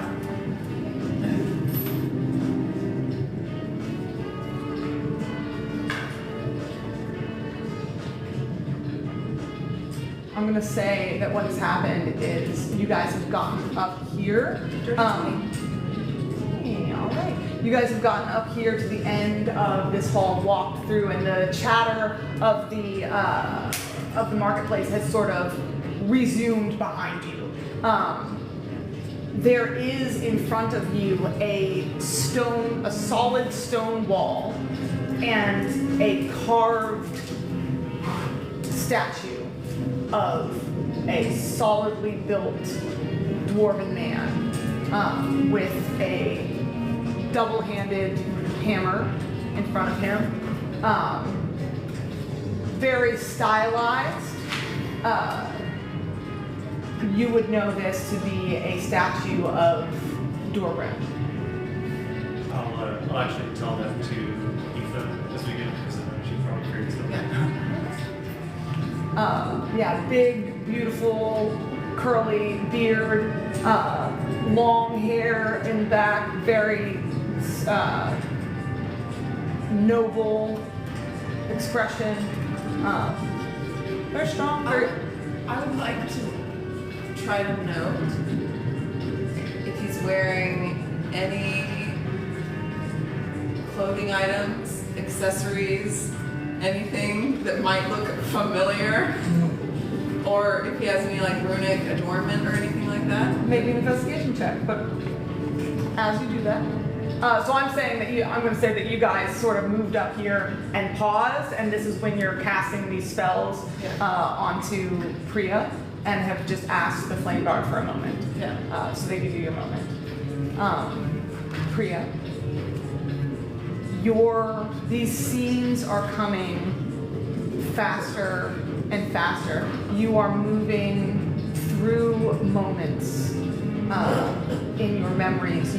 There is a moment sitting in a tavern in Grenwald before you came. In the peaks before you came down into Grenwald and over to the throne, sitting with a group of people. A man leans up and says, "So tell us about yourself, love." And you skillfully redirect the flow of conversation back to him talking about himself, as you do so well. You're in another moment back in the snow before you left Tesca with a young woman next to you going, "So why did you join up?" And in the same way, you give a hollow but good sounding answer that turns the question back toward her, and she begins to tell you all about how and why she signed up. Make me a wisdom save.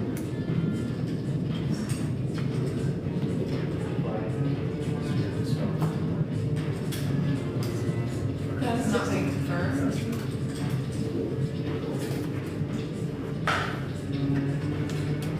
Remind me what color is Eva's magic? It's green, right? Yeah, like leaves on the wind. Leaves on the wind. Specifically, if this is the wall, I'm gonna say it's roots. That she's like, the wall is infinity, and This I is know not the the roots wall run deep. because you are not casting detect thoughts. You are casting dispel magic. Priya, there is, as you're talking to this person, a swirl of leaves, like there was with the Truth Room, and suddenly you are standing before a set of marble doors, black as the night, smooth and polished,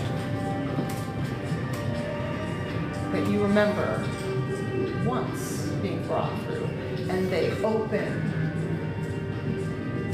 and a person garbed in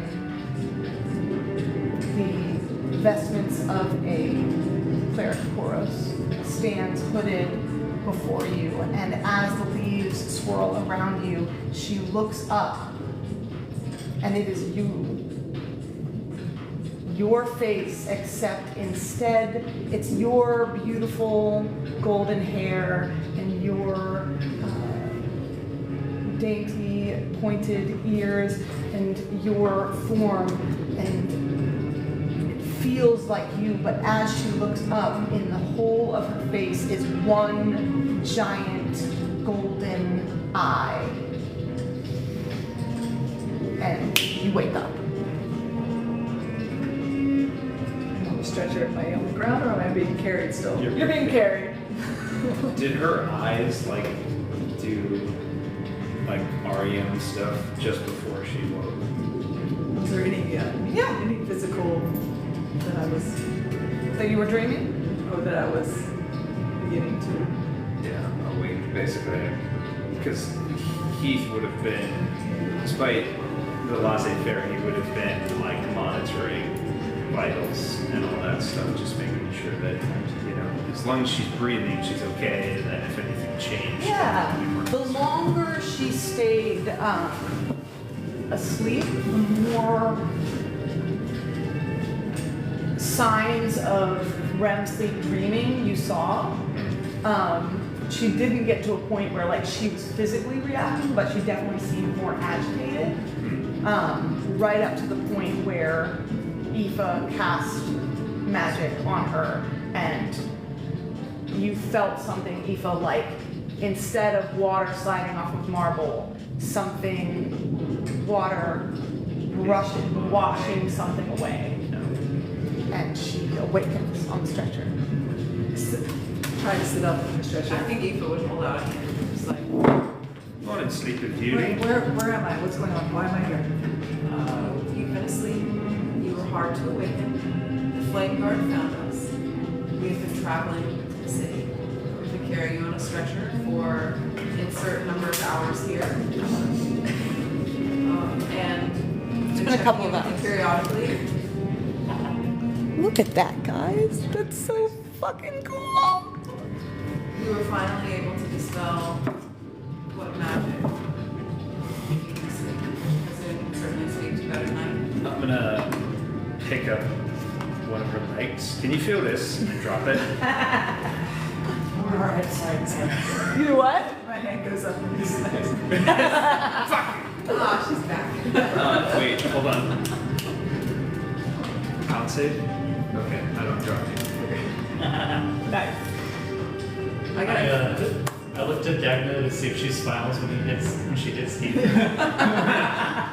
She doesn't look mad about it. And I rolled a dirty 20 for mine, just to circle back to the investigation check you asked for. It was a dirty 20. For what was the investigation? Investigating Durgrim statue. Oh yeah. I think we would set the stretcher down. It's Like, hard to tell.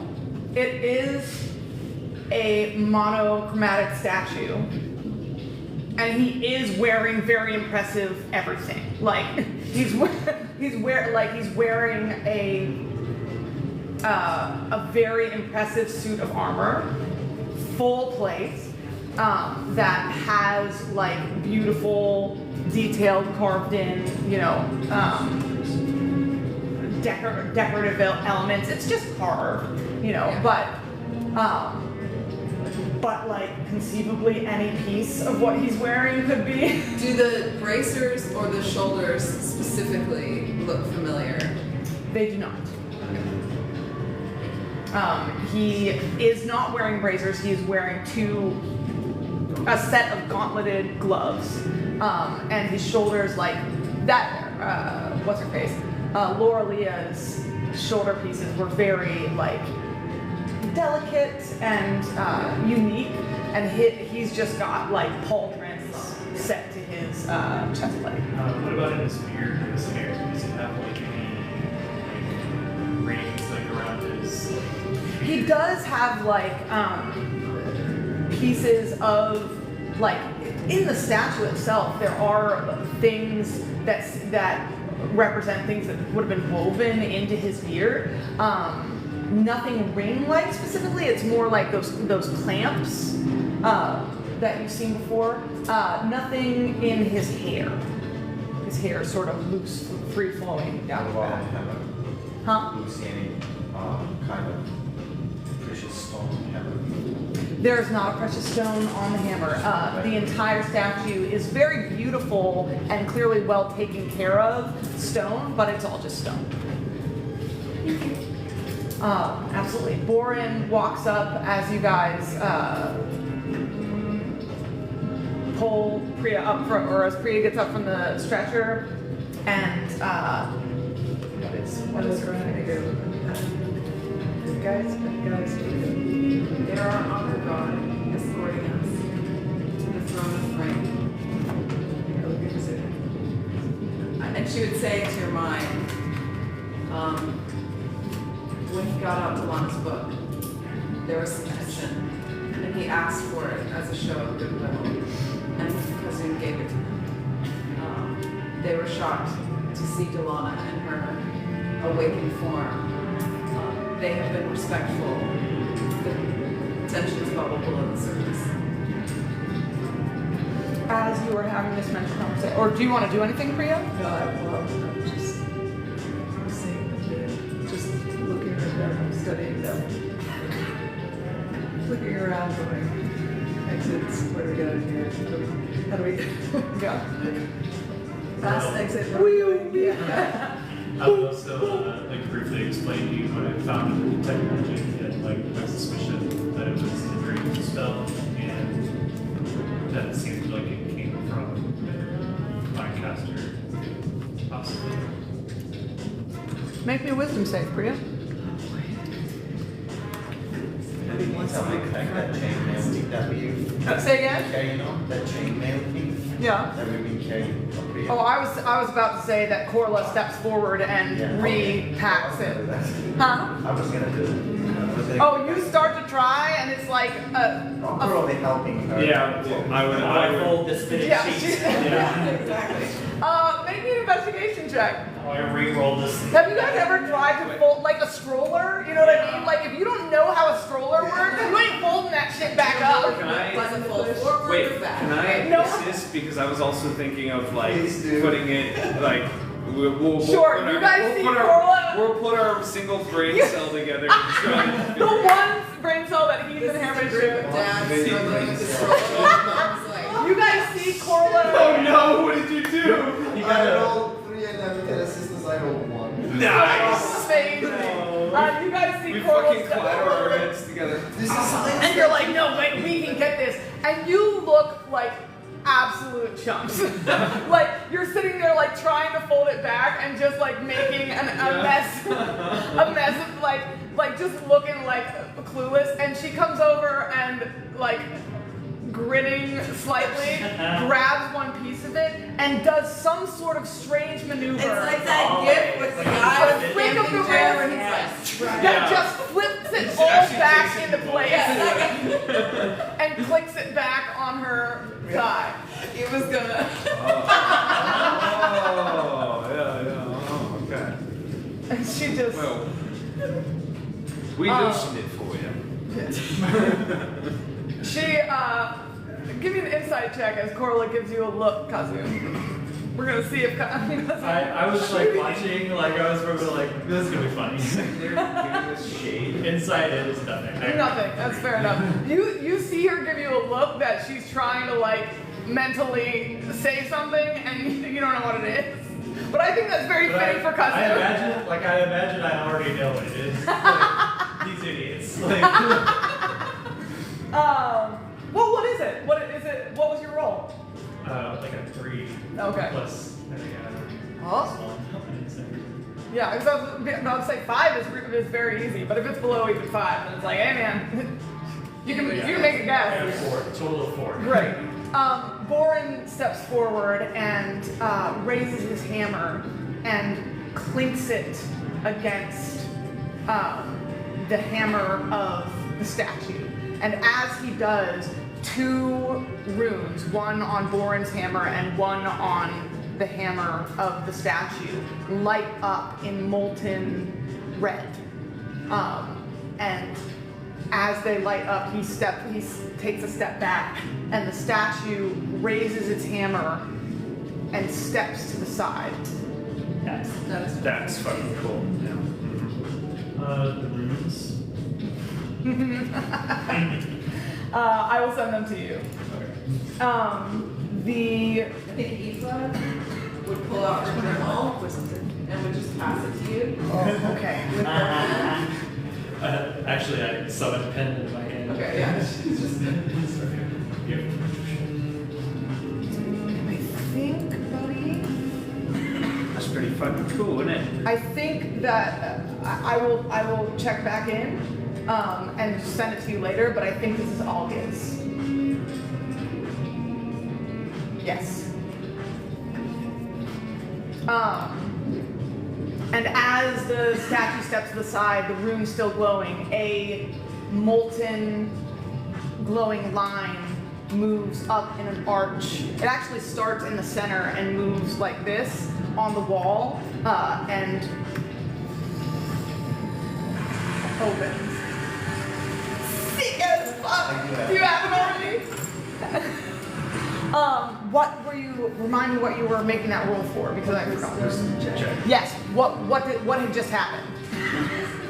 I was making you make a wisdom save because something had just happened. I told her about the spell on her. Yes. Got it. Got it. Spell you. Okay.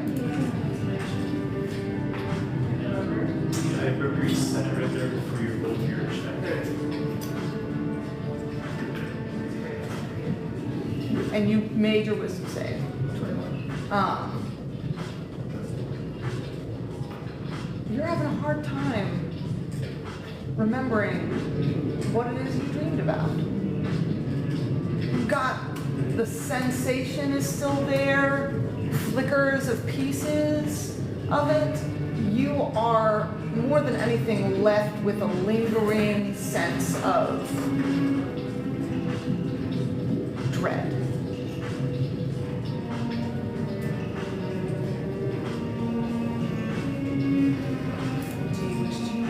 Would you like us to leave it more of our observations, or would you like us to just leave it be?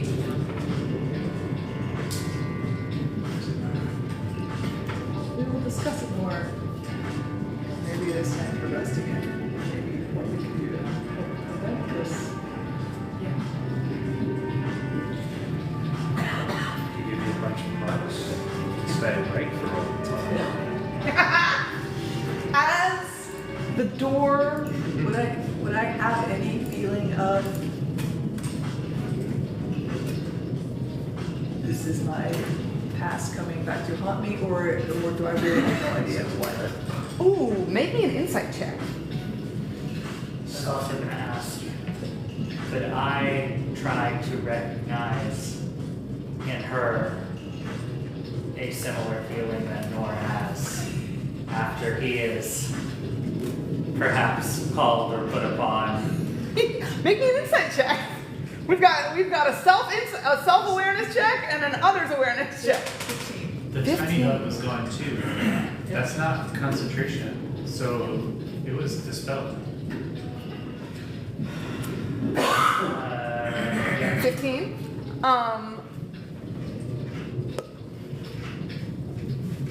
Yeah, Priya, you, in sort of doing a self-sweep of what's going on, you settle this sensation, or this sensation sort of fits in the same place you recognize as the feeling you feel when you think back on Testa and your childhood and what happened there. That same almost panicky sense of dread that comes up is what you're feeling right now. Then I will say, I think this has something to do with our peaceful travels back to Tesca and yours. Friend? Priya, do you have the ability to cast detect invisibility? Yes.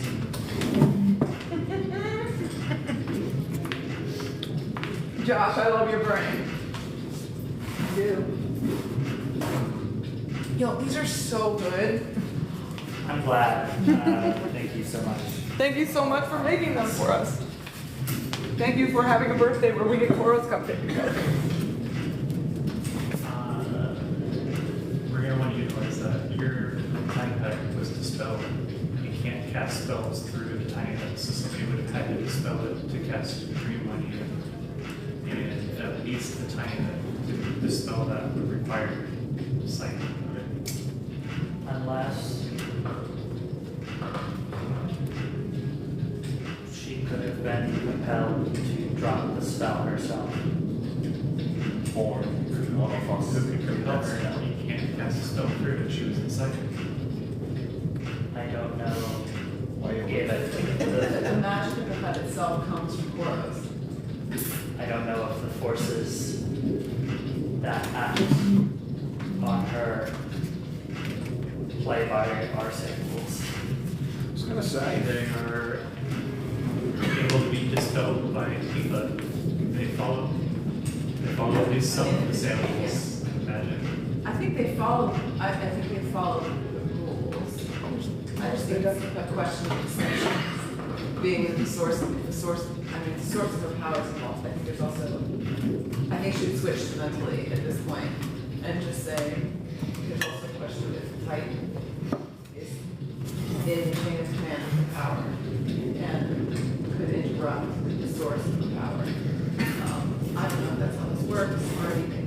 No, but I think you're I think you should back to saying out loud. Your suggestions are practical and I think are wise to act upon. Should we do so right now or should we wait until nighttime? Let's try now first. I guess just really I'll can't. cast I see mean, invisibility. Okay, so you guys are like, they're opening the We're having way into well, like, yeah, Magmahearth because and if you all somebody is stop? invisible following us. We don't want them to be able to get I'm just inside. saying you've gotta talk to the foot because they're trying to move you forward. Yeah. They sort of stop and look Sorry, at you we with just realized confusion. it's possible somebody is following us invisibly. We want to make sure we're not next. They all like go on alert. It's just a supposition. We have no. It's a hunch. We just opened the door to the city. You couldn't have told us this literally 30 seconds ago? We just realized that her affliction was likely magical in nature, and we're going through the list of precautions. Very inconvenient timing. Go ahead, please. He makes a gesture toward a few of the guard, and they all move in front of the door and set up a sort of a semicircle out toward it. Do I see anything? You do see invisibility. How far does it extend?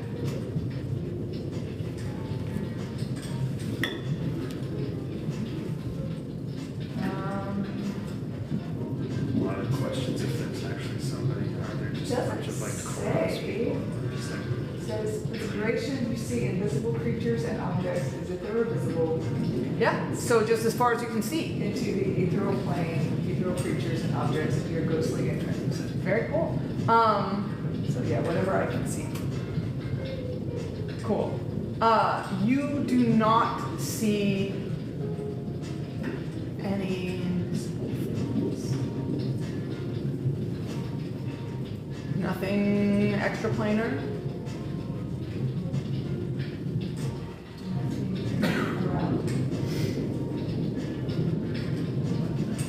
Yes. I was going to ask a question, Yeah. and then I just touch one shoulder, and He then is extremely cold. yeah, and then I'm gonna just hug him. You're hot. So you touch one's shoulder and then you just come up and hug Yeah. him? And then I say, "This is so refreshing." die inside? Like, what happens when hugged? Yeah, I think he, like, Shriveled. I think being touched, he Melts. immediately stiffens, and then, like, Harry, like, goes for him, Oh, no, like. and he's like, what is going on? And then, in the hug, like, I think he's anticipating you saying something like, doing the hug to whisper something into his ear, like, Surreptitious. something like, Something with a purpose. Yeah. and then when you're like, this is so refreshing, I think you, thank you. And then asking, like, what if one of us did that spell inside the hut without dispelling that magic? And then I wanna roll an insight check of the answer. Okay, awesome. And I have advantage because of the dream leaf. You do. Yes, you do. You have advantage on insight checks. So you hug him and you say, what if one of us who were inside the bubble? Because Hammer's thinking like it was. Norn, I'm with you. Yeah. Yeah. Like brothers. Norn. So not even necessarily Norn, He but doesn't know that. possibly without his knowledge.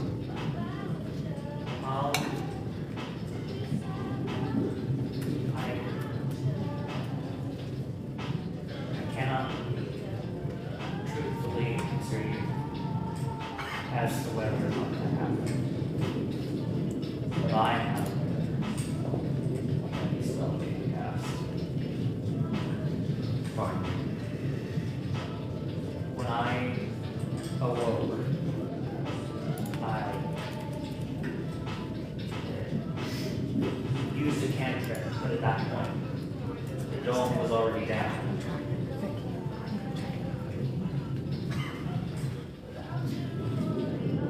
This,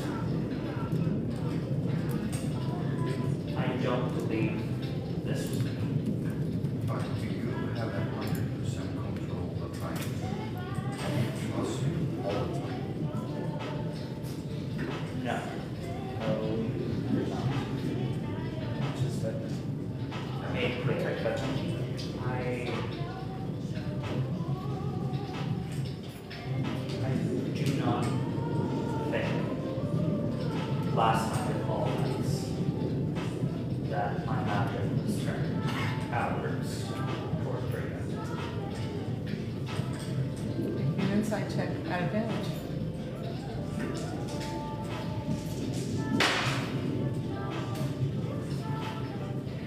And I'm sorry, it's harder to hear you guys from over here, so just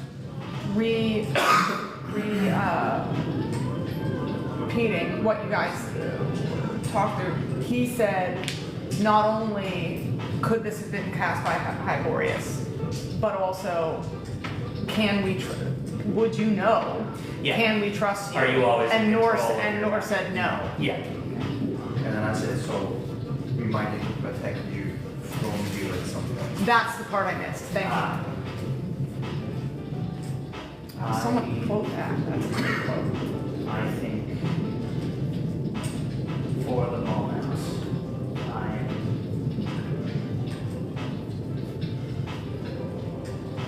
more in command than I was.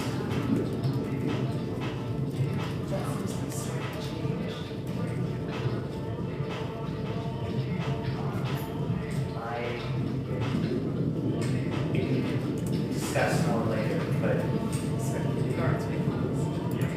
We should have. The Flameguard is very competent. I feel like you'll be fairly safe in the city, but I would definitely recommend a suite for dinner.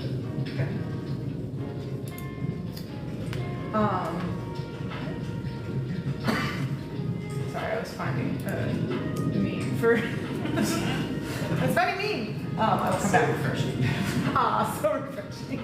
also with your, you can tell me how. Is that right? What was your insight? check. 16. For moderate DC, right? Because that's above moderate. What is, and like literally hugging you right now, what is Hermé getting off of Nor as far as just Like a wide. yeah, what kind of vibe is he getting off of Nor right now?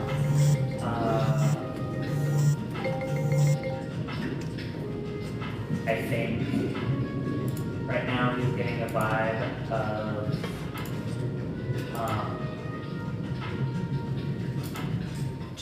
two things. He doesn't really want to talk about his magic right now, conversationally, and then also I think the overwhelming vibe you get from him is probably shame.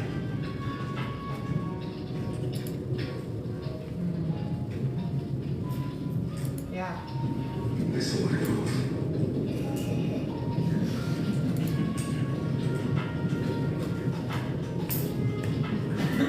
Alright. Follow. I think Eva would thank them for their patience and say, it's not a hard time, and we're just a little overly cautious. Make a persuasion check.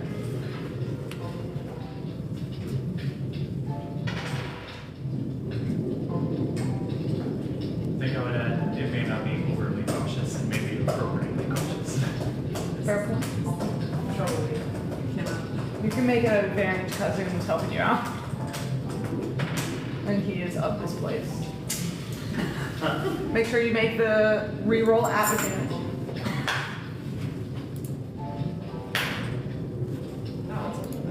Oh, 17.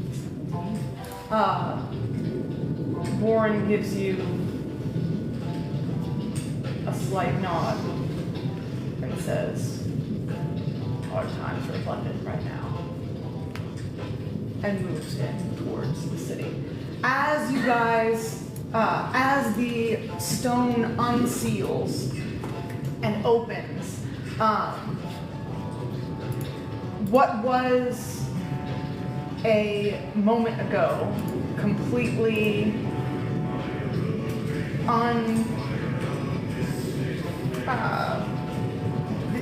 there's always just the sound of the foyer, as it were, out here. But as soon as the wall behind the statue cracks open, you are met with a wave of sound that was previously absent. The swell of the city of Magmahearth hits you immediately as you step through. The raucous sounds of talking, hawking, chatter, and conversation abounds. You step into it, into a very alive environment. Scents of char and spiced meats immediately reach you in the air, and the air itself is far less stuffy than you would expect, and then it has been thus far in the dregs. And one of the first things you notice is the light. It has been either darkness or the muted light of, like, red of torchlight, but you step in and there is sunlight shining through the space. And as you take in the space, there is, it's too much. As you step into the space, it is immediately monumental. It no longer cramped, enclosing tunnels, not even the sanctuary sort of space that you just came out of, but magnificent in scope. You walk through, and those of you who are used to living under the sky immediately feel like you can breathe again. You are not under the sky. there is stone above you, but it is almost like looking up at a stone sky, how far above it is. This space has been carved out into a full cityscape space, and the walls on either side that are so far from, like, miles away. You can see at the far edge of your vision, there are houses and doors and buildings carved into them, and then buildings built around you as you begin to move down a road into the center of the city. Those of you who are a little bit more perceptive see that the sunlight, because it's not shining down from the sky like you would expect, are able to pinpoint that there are giant circular mirrors set at strategic places around the room. There are places, I said around the room, but around the city, around this huge cityscope, there are tunnels coming from above, shining beams of light down into these mirrors that then shine them in strategically oriented places to each other to light the room and fill it with light. Beyond that, there is the molten red of, as you move into the cityscape, stone buildings built all around you, of magma flowing strategically through portions of streets and buildings to light and guide and acting as lightways, like what's the word? Ambient light. As you move into the city, sort of down the main road, there is a similar response from the people around where they start to call out to you to come and buy things, especially off of the beginning, but then see that you are being escorted by the Flameguard and surrounded by them, and just move on. They don't settle back. They're just like, oh, not them, and like call that out. But it is bustling. There is the movement of people all around you immediately as you move in. You hear the clank of hammers. With the stomping of feet and the moving of things. And as you move forward, you can hear there are not just roads moving out to the buildings, but further on, when you get to the walls themselves, there are tunnels leading to other chambers, other places. And as you pass certain ones of those, you can hear the echo of song coming out of the chambers. And noticing that as you move through, there's actually a lot of song, ambiently in the city itself. People humming and singing in small groups or in buildings where you can hear the clank of hammer on anvil, singing in chorus together. As you move through the buildings, the buildings themselves have like stained stone, so there's a lot of color. It's not all brown or gray or dark like all of the dregs have been up until this point. There is a lot of distinct, unique colors in different buildings, and through woven through walls as you pass them are glass pipings that seem to be filled with chemicals that glow in different colors, giving for us like the sense of neon lighting, coming from like both being used in decorative ways and some in clearly functional ways. There is just an immediate wave as you move in of smell, of noise, of movement, and the sensation is very alive across the board. Do you see the scar? You see what? Scar? The scar, no, not immediately. I would turn to Norm as we come in and be like, welcome to Magmahearth. As you turn to him, he's like laughing. No joke.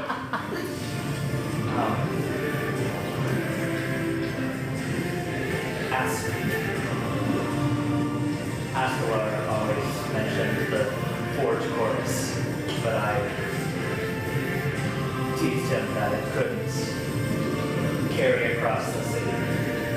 Oh, this isn't the Forge quarters. I think that's just like, a merchant's quarter over there. Like, One of Forge the quarters would be more towards the heart. yeah, one of the gnomes in the Flameguard sort of like perks up as he says that, and he says, "Yeah, the acoustics are made specifically. The chamber is designed specifically there for the perfect acoustics." So, and one of them glares at him, and he sort of settles back. It's okay to cry if you're not. I mean, Eva would say, thank you for the information. I'm amazed. It is amazing. We have really incredible choirs. And then Dagna looks at him again and she's like,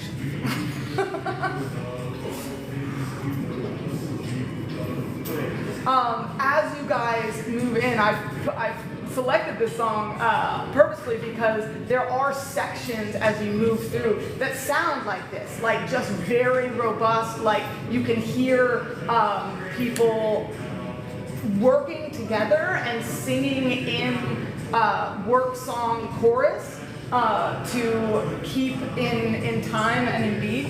There are children running around after their parents and teachers. There is a lot of armor being worn. Most of the adults wear armor. It seems like they wear them even recreationally. As Kazun knows, but I don't know if he shared this with all of you, a rite of passage in age as a member of the Fireforge clan is to create an armament of your own. So it's not full, it's not like everyone running around like Durgrim, like full plate, but most people seem to have some sort of statement piece of armor that they're walking around with, it's like the armor accessories. I did share that with everybody when I was talking about my armor. Okay, I couldn't remember if you had or not.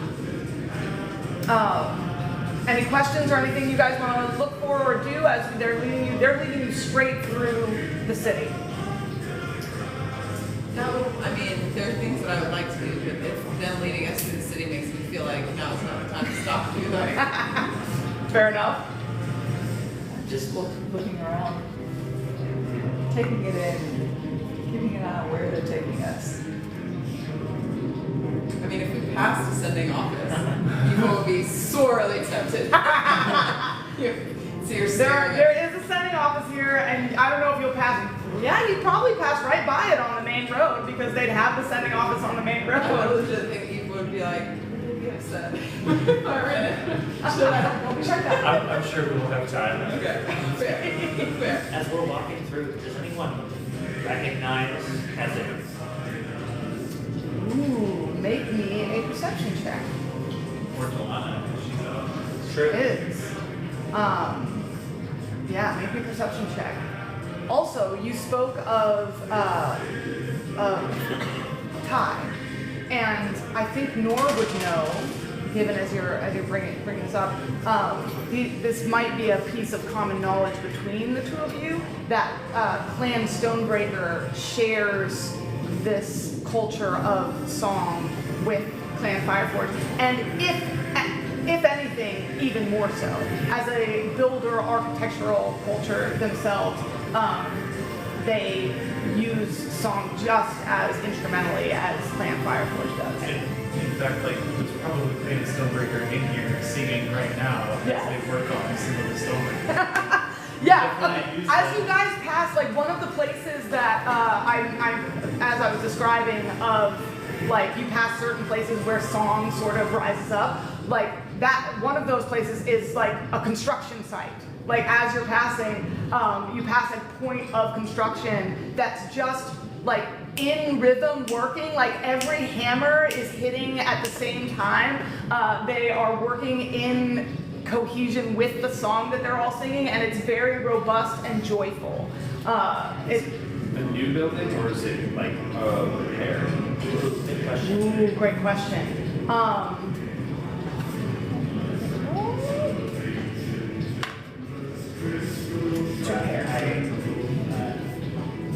had Ty mention work hymns. The Stonebreakers sing work hymns as they're working,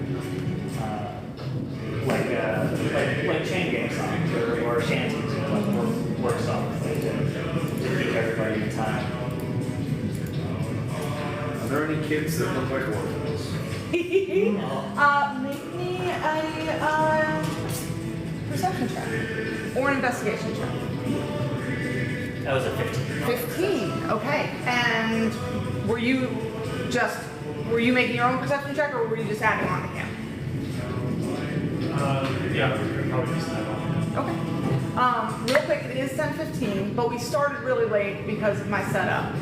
Would you guys like to extend the night to 10:30 or 11? Does anyone have strong opinions one way or another? I would be happy to do that. I'm here.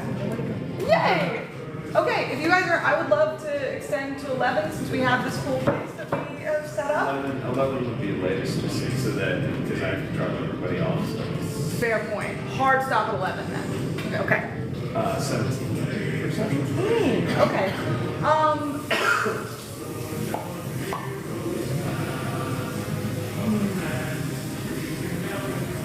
Pete, with a 17, you notice that usually, with your experience with cities in general, in Grenwold and in the Peaks and otherwise, a main thoroughfare like this would usually also be the place that draws like beggars and those asking for alms to the thoroughfare, but you don't see anything like that. You don't see the disabled or the poor sitting on the side. Even you've got sharp eyes for like alleyways, like that people Looking might for be down. lurkers who are Lurkers, right, or ready to pickpockets get or things like that. That does not strike you as you're not picking up that there's much culture of that here.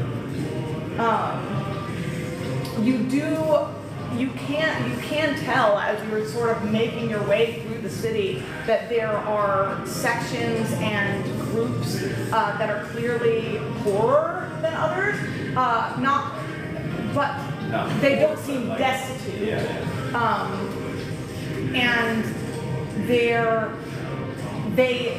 embody that same. There's still that same sense of community and like the undergirding joy that sort of seems to envelop the city. Not in too much of a raucous place. That's why I say undergirding, like sort of a foundation. You see a lot of even those groups that you see that seem poorer in the what's the word in blue collar worker sense. Like they seem like less fancy, to have less richness about them, but also are tend to be set with a lot of tools and are actively, with a sense of health and like strength about them, and they tend to be in small groups of like others like them. Yeah. Does that make sense? I feel like I'm hopefully getting across the vibe. It's not like unemployed poor. It's like like you said, blue collar working class, kind of less income, but Yeah. There's economic disparity, but instead of like this, it's like Yes. like that. You both, the poor seem, like here, as compared to other cities, the poor seem richer than the normal poor, and the rich seem poorer than the normal rich. There is, It's very Soviet in a way. if it is, that's not something I know, but I trust you on Feels that. Scandinavian to me, where it's like, Sure. yeah, like The wealth, there's definitely, like, the wealth gap is much. Soviet in the way of like, but I mean, is like, you know, everybody's working, everybody has that semblance of community, and like the architecture I'm picturing is not as ostentatious. It's like the brutalist architecture in a sense. I don't know, like, it's definitely not ostentatious architecture, but it is quality. Sure. Like, very much, it gives the sense of a lot of attention given to every detail. And, I wouldn't say brutalist. Like there's Yeah. definitely engravings on things. yes, You know, like because brutalist is, even like artistic carvings. Like if there's a wall face, like you might walk past just a random carving of Yes. somebody or yeah. So it's actually very, it isn't fancy, like you're saying, but it is very decorative and very high quality, and every piece of anything you look at here gives a sense of care. That's what I was going for. Imagine very like Art Deco, like strong lines, strong Yes. shapes, geometric patterns, Yes. like detailed embellishments, in detailed places. like engravings, lots of metal use, lots Yeah. of like The difference between like the richer look of you know the places in the city and the poorer is like the poorer is just regular stone, but still very finely carved and decorative and beautiful in the way that carved stones and statues and things can be. And the richer is like, these are the ones that are also stained and have those veins of chemicals along them that are highlighting them in cool ways at different sections, or have artistic patterns woven among them. So like the difference between rich and poor is much narrower and higher from the bottom. Does that make sense? So you don't look around and see immediately like these look like orphans, but that doesn't mean there aren't any in the city. None that are That's something you'd have to ask Kazun probably. none that are like not being taken care of. They don't present in the way they do in Dolana. Yeah. That is the correct way. Okay. Did anyone say anything that I didn't address? did anyone recognize? Yeah, yes, I knew there was something. Dolana draws a lot of eyes. First in just like noticing, because she is an ethereal ghostly being walking through the street, and you guys are surrounded by say again? Cadre. Yeah, a cadre of Flameguard.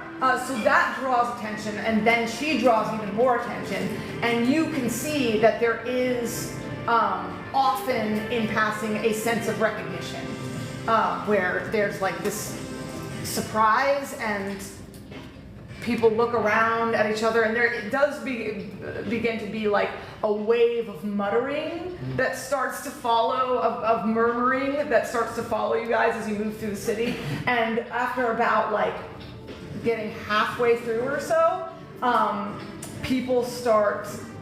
You have what's the word? Gathered a small like following. Of people, of onlookers who are following through the streets. They definitely don't feel, the vibe of them is not like an angry crowd or anything, but the sense is very much one of interest. And yeah, I don't know why I'm saying and, but that's not. I wanted her to be out as we went through this to kind of like serve as some inspiration. I feel like I was about to say the word drawing eyes. You all are drawing are no other runecasters, right? There are. Masters. Are there the ring masters? Not that I'm aware of. Oh, yeah. Well, we're bound to draw attention. But specifically, Dolana Yeah. is known to these people. She was the rune master before the scar. There There is are- only one at any point in time. There can be rune masters in waiting, but there is only one rune master. There are 37 people moving in the same direction. So, And now, Should we tell them officially One's lagging behind. that the rune masters who are here? Speak with Priya. As you guys move through, again, small falling. It's not like the whole city starts falling behind you, but there are some people that do not have, that are like, I don't have anywhere to be. I don't have anywhere to be today. This is way more exactly. And they sort of follow in, and there's like a murmuring that just continues to follow you as you go. Can I ask a question real quick? Yeah. Are the people that we're seeing predominantly dwarves, gnomes, like, or is there also, like, out in the market, you Yeah. said it was mostly non-dregs In natives? here, it is very much predominantly Sindalar. You do see folks. You do see Upperlanders. Okay. You see, some of the people that you would expect to see in the Peaks or in Grenwald. You don't see any Gloamkin. You don't see any Niathal. But you see, like, the people that you're sort of used to seeing in other cities scattered about. It's clear that, as Kazun has testified to previously, that Upperlanders are welcome here. They mostly seem to be like in the marketplace doing like they are not usually the people that you see like at the construction site or in the forges as you pass. They tend to be out doing buying, but not all. Some seem to actually live here, but they are far less numerous than the Centaur, who clearly are the ones that are settled here. The Flameguard surrounding you expand slightly to create a bubble of space around you and a little bit more security with people moving around. The huge, expansive city starts with you're moving down initially, and most of the city sort of moves in a slight slope downward, but that changes when you hit the section that moves up toward the Great Hall of Magmahearth, where the seat of Thrain resides. There are sections that branch off in different directions. One would be sorry, I'm trying to pull this up, Josh. But the moving up, beginning to move up again, just the one section, not the whole city, when moving up toward the seat of Thrain. There was a question that I was going to ask, and I've forgotten it, and it's going to bother me, but that's okay. Josh, if I say anything in error, let me know. Oh, I remember what it was. One of the things that I think Aoife would definitely notice is there are, you don't immediately see any trees here. You do see some potted plants. Mostly the plants themselves that you see are, there's a term for them, but air plants, the type that don't require soil. Huh? Like succulents? I don't know if air plants are Okay, Succulents are succulents, but no, they're not actually, they're not sitting in the ground. Like, Yeah. you can have your plant just pick up on this. Yeah, there are some like hanging from outcroppings of buildings, but they're all like they get their nutrients directly from the air and don't require soil. And you see moss. There is Mixed feelings about about moss, I know. But there is a surprising level of greenery to the place, but it seems very intentionally cultivated. There are walls where there are like murals of art murals formed of moss. But there's it mostly just pops up here and there in different locations, like on walls or in sections, and you get the sense that it's being grown intentionally. Yeah. Cool. You do see some of those animals that I showed running around on the streets, or people taking them around with collars. You don't see any of the bats yet. But you do see some of the smaller, like shelled ones, sort of like armadillo-esque things rolling. There are some literally rolling around, like there's a couple children like running after one that's rolling. And so you do see animals about. There are, ooh, I've got one. I feel like she would gasp every time. Like, Guys, pets. There are animals, and that makes everything okay. Every time you do that, we cannot stop. not stopping. I'm just excited. We're professionals. It's like, So I can still have interest. Acting like you've interacted with an animal before, you've seen an It's animal. like you didn't interact with a woman before. Hey! It's hurtful. You see some of those beetle mounts as you move around. Lizards, as I mentioned. Oh, this was the armadillo thing I was talking about. I'm very excited. Armadillo. Armadillo. By the way, no horses. Yeah, I was just about to say, you guys are seeing more and more like Kazun, why Kazun feels like everything is horse, because the things that are here are very much not horse. Yeah, the divide is clear. The divide is so clear. All right, I got the beetle mount. I sent the armadillo. Is there anything that I have? While she's sending that too, I think one thing you guys would probably pick up on from Kazun is that like his mood is higher than you've seen it the entire rest of this journey. Nice. Like, He's warm, he's confident. yeah, he just feels like happy right now. His mood is higher? I thought it would have been lower.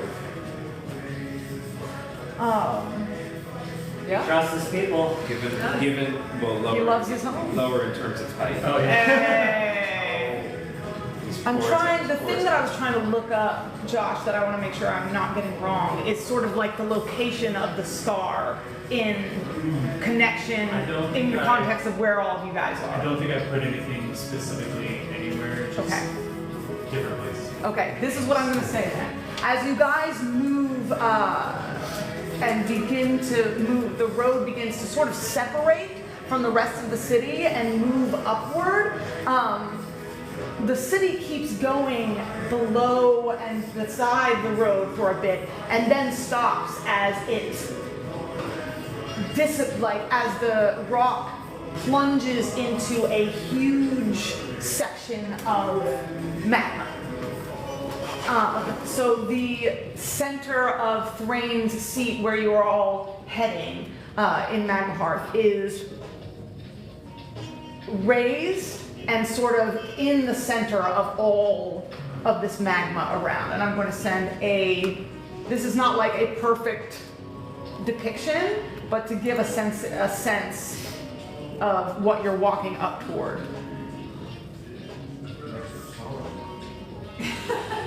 What'd he say? It's next to Sauron. As you begin to move up to that, you get a little bit more height beyond the buildings that sort of all stack on each other. There is a sense of like filling the space of the hollow of the city, as huge as it is. I think of those, like, I've seen cities, I think in, like, depictions of cities in India where they, well, no, you know the white, like, the white Grecian city that's all... Santorini. Yes, all white stones sort of stacked on each other. Yeah. Think that, except not white stone, just like different stained colors of stone. That's sort of the vibe of the city heading off towards the walls. But there is one section as you move higher that you can see off to the side that comprises a whole section of the city, as well as disappearing into a tunnel in the wall that is all destroyed. It is all molten, it is all black. When Kazun talked to you guys of the scar, that makes perfect sense as you look at it, because it does in fact look like a scar left on the city. All the rubble itself has been cleared away of the buildings that were destroyed, and like the furniture that was there and things like that, but there is even still like sections of molten stone that are like jagged from the stone, pieces of buildings left over and melted that haven't been able to be excavated yet, and the entire thing is burnt and cracked, and you can see it disappear into whatever section that tunnel leads to. You come up to the stone door leading into the Great Hall, and Borin turns and says, "Rain would see you.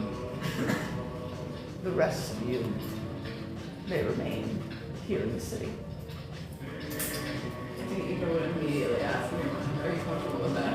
Yeah, do we need to come? Yeah, no, I'll turn and say, like, only campfire court is permitted in the Great Hall and the Hall of the Ancestors.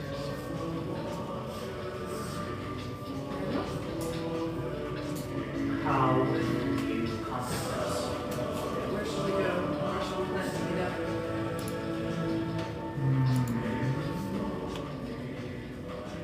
Find Flint. Any greater direction beyond that? Should we just start I'll asking? give them directions to Flint's house. Okay. I would have slightly nudged Hermé there, just as a joke, when he said find Flint. I don't think that's possible.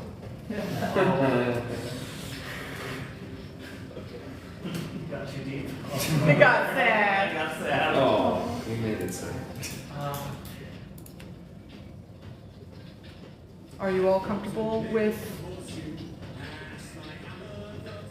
letting Kazun go forward on his own? I don't know that we have much of a choice. You can always try. Did the Flameguard go in with him, or is it just like he goes in by himself? Are you asking them that? No, I'm observing that. Well, you guys haven't separated yet. I'm asking what you guys do when Borin says this. I think Eva may ask, how long can we expect this interview to take? He's a valued companion in our midst, and we would be with him when he's available. That is for Thrain to say. You will be the one to cast judgment. Whether or not Kazun walks from these doors freely is yet to be defined. Either way, I'll be able to send you a message one way or another to let you know what happens. It's gonna take out planning to get these two sessions. Okay. Is he in any trouble? I'll ask Borin. Remains to be seen. Oh, come on. What do you think? Angry persuasion checks. In the meantime, enjoy the your mail. You probably won't have any known sending box. They would have just waited to give it to you in person. Any business that we should attend to.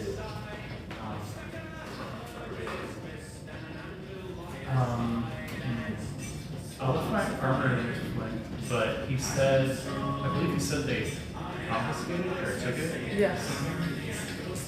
Your armor is held by the Flameguard. So, What'd you roll? 17. 17! there was actually a couple of spells I wanted to look for, so I'll message you on Discord what you which ones to look for. Because you're going to be gone next session, right? Yeah. He says,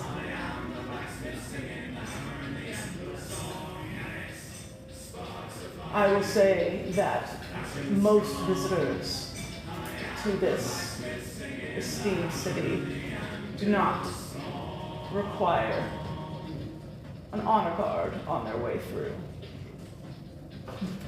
We didn't require one. We were headed here for our volition. It wasn't us that required it.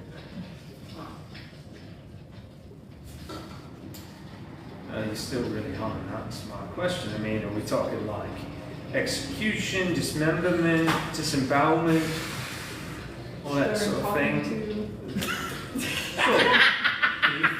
At no point have any of those options ever been brought up to you. Yeah, they all, like, several of the Flameguard give him a look, like, and then a look to you, like, what have you been saying about us? Like, He was just gonna say, as I said, we've had a rough couple of Oh, at least that's it. Okay. Can't be any worse than that then.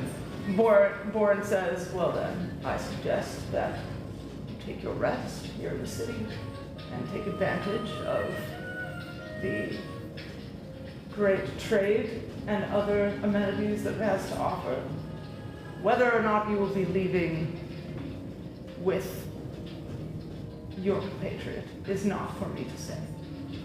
But you are not implicated in his crimes, so you are free to move about the city as you would, so long as you do not bring it any harm.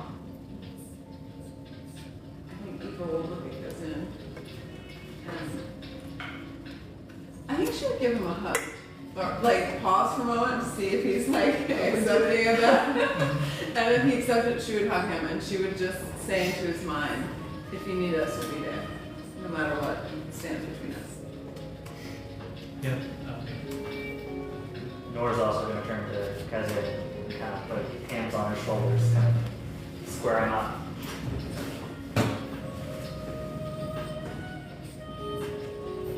You are the wings.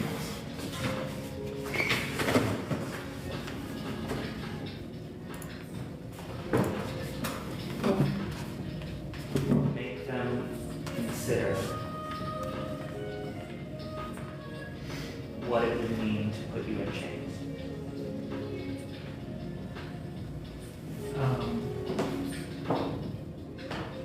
Kazun like listens to you and nods for a moment, and then says,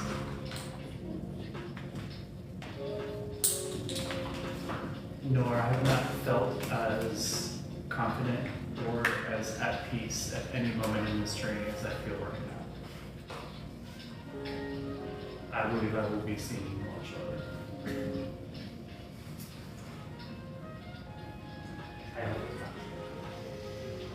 So you made a small connection with the young gentleman. Yes, I did. He said something and I thanked him for it and he smiled.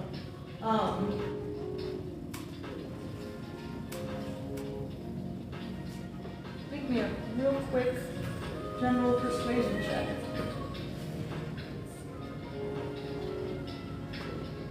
Passive persuasion. not super great. 14.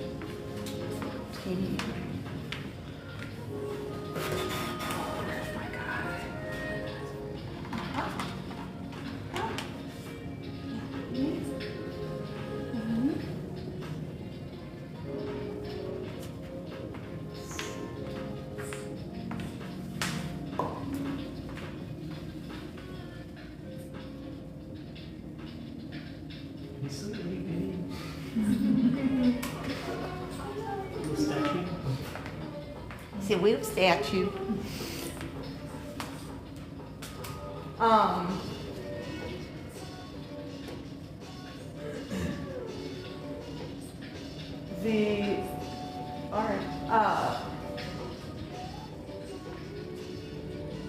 Borin is listening.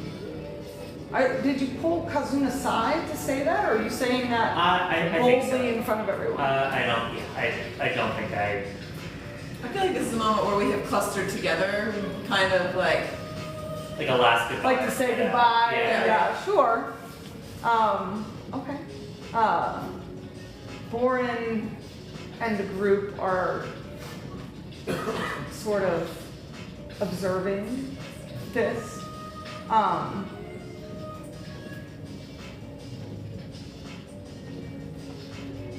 Who has my highest? I think it's you, but who has a passive insight above 15? I think mine is 17. No, 18. Mine's 18. Nice. Mine's 15. Nice. You guys get a sense from Borin of, as he's watching you, of like empathy and an extension of understanding of comrades at arms and that connection.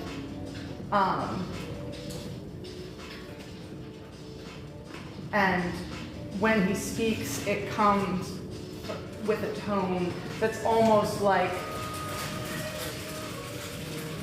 trying to offer something, trying to be helpful. And he says, either way, and sort of like looks at Eve when he says that as though in an extended answer to his question. I would not expect your companion to rejoin you, trouble or not.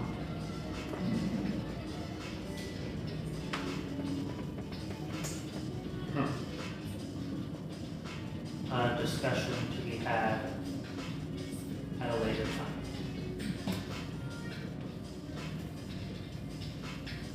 I merely speak to say, if you have goodbyes to give, it may be now to give them.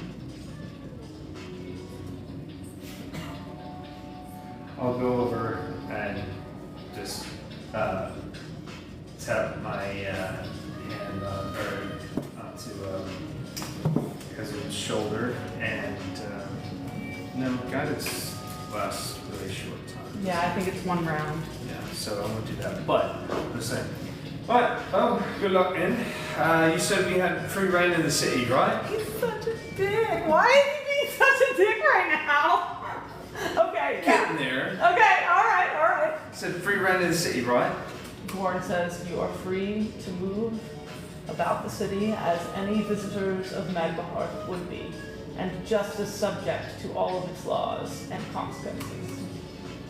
That's a weird thing to mention. Anyway, and I'll sort of happily trudge off. Okay. You lot coming in?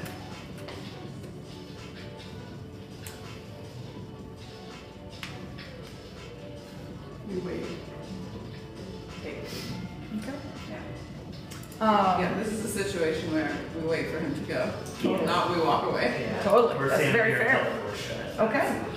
He gives you the opportunity to say your goodbyes, but no one steps up to do that, at least officially. Not a permanent goodbye. As you turn to head back in, the guard sort of folds in around Kazun and Dolana instead, recircling them. But before they as they open the doors, before they move in, the spectral form of Dolana walks up and takes your face in her hands and gives you a soft smile filled with pride. And she doesn't say anything, even telepathically. She doesn't need to. She smiles gives you a look, resolute and proud, and then drops her hands and walks in. Do all of the other guards follow too? All of the guards go with you. And they saw her do that. They did.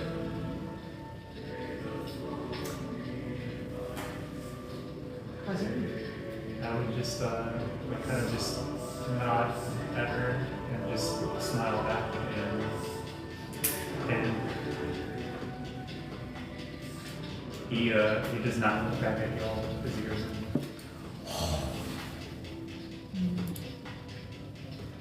Kazun, you step into the great hall of your clan. And walk down, surrounded by the Flameguard, a stone walkway lit primarily in this room. There doesn't even need to be torches. There are, but it is lit well enough by the light from the lava that flows freely through so much of it. This is the Heart Forge, where only your clan members are permitted without special invitation, which has not been, in this instance, extended to your group. As you move through the Flameguard, Thrain waits on the high seat in front of you. There is a statue of Durgrim in the center of the grand room. Statues of your ancestors, heroes and legends of your people line the walkway as you move forward in gleaming white stone. these are the former leaders of the clan? Yes.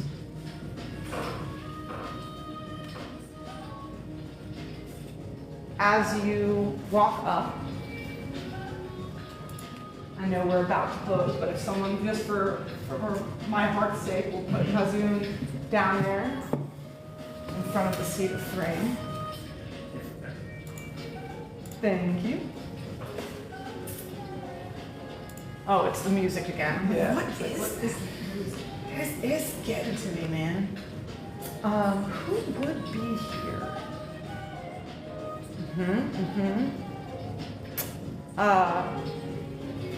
Kara of Clan Fireforge stands as well.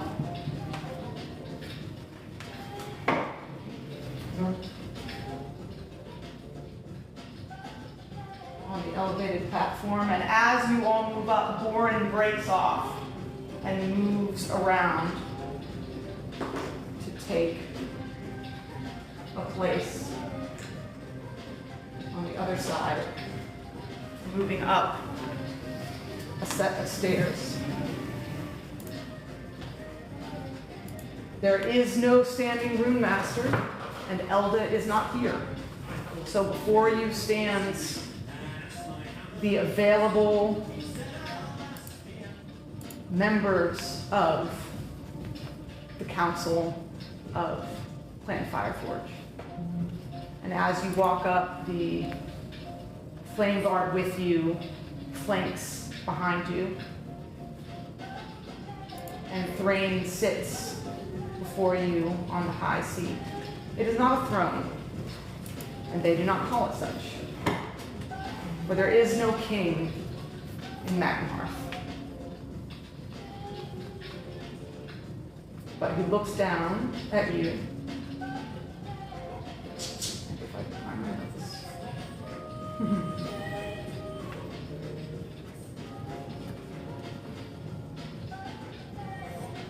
From on high says, Runecaster Kazun of Clan Fireforge, son of Forge and Hearth. you stand accused of having stolen a sacred relic of our home, of absconding not only with your own arcane wisdom in a time of our people's greatest grief and need, but with one of the last remaining hopes of arcane wisdom from generations before.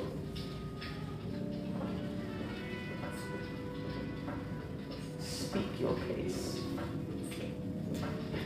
And that is where we will pick up when you're back.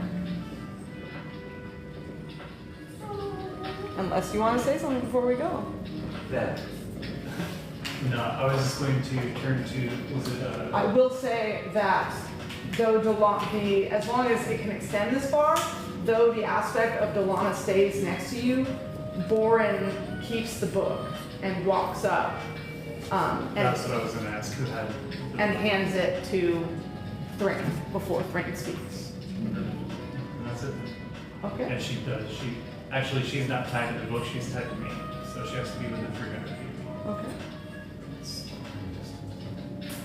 And that is where we'll pick up when Josh is back.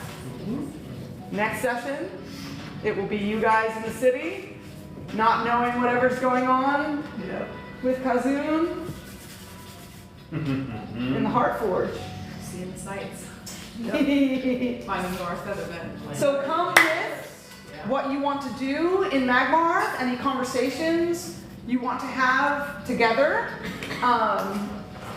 whether individually or as a whole group. Come also, question, next week, that's the one where you can't be there for a day?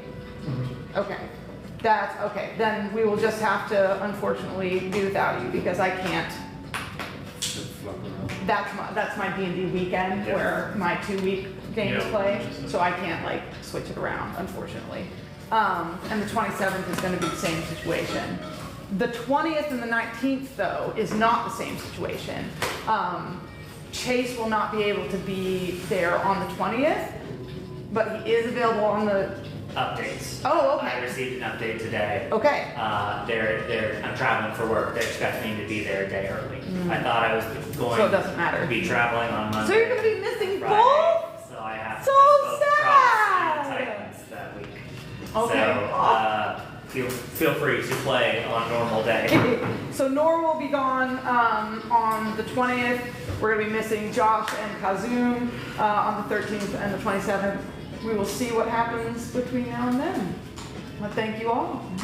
I hope you had fun. You guys also coming Allison, this was so cool. here. Yes, thank you.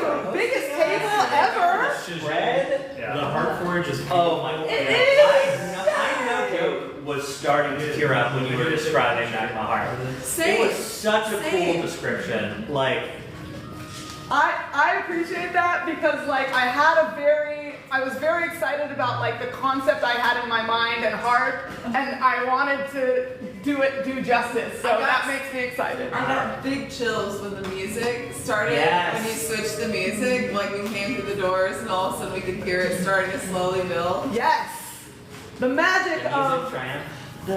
The sun mirrors got me. Yeah, that's pretty cool. That's such a cool concept, but also like what a cool the city of like builders and makers have harnessed you know their powers of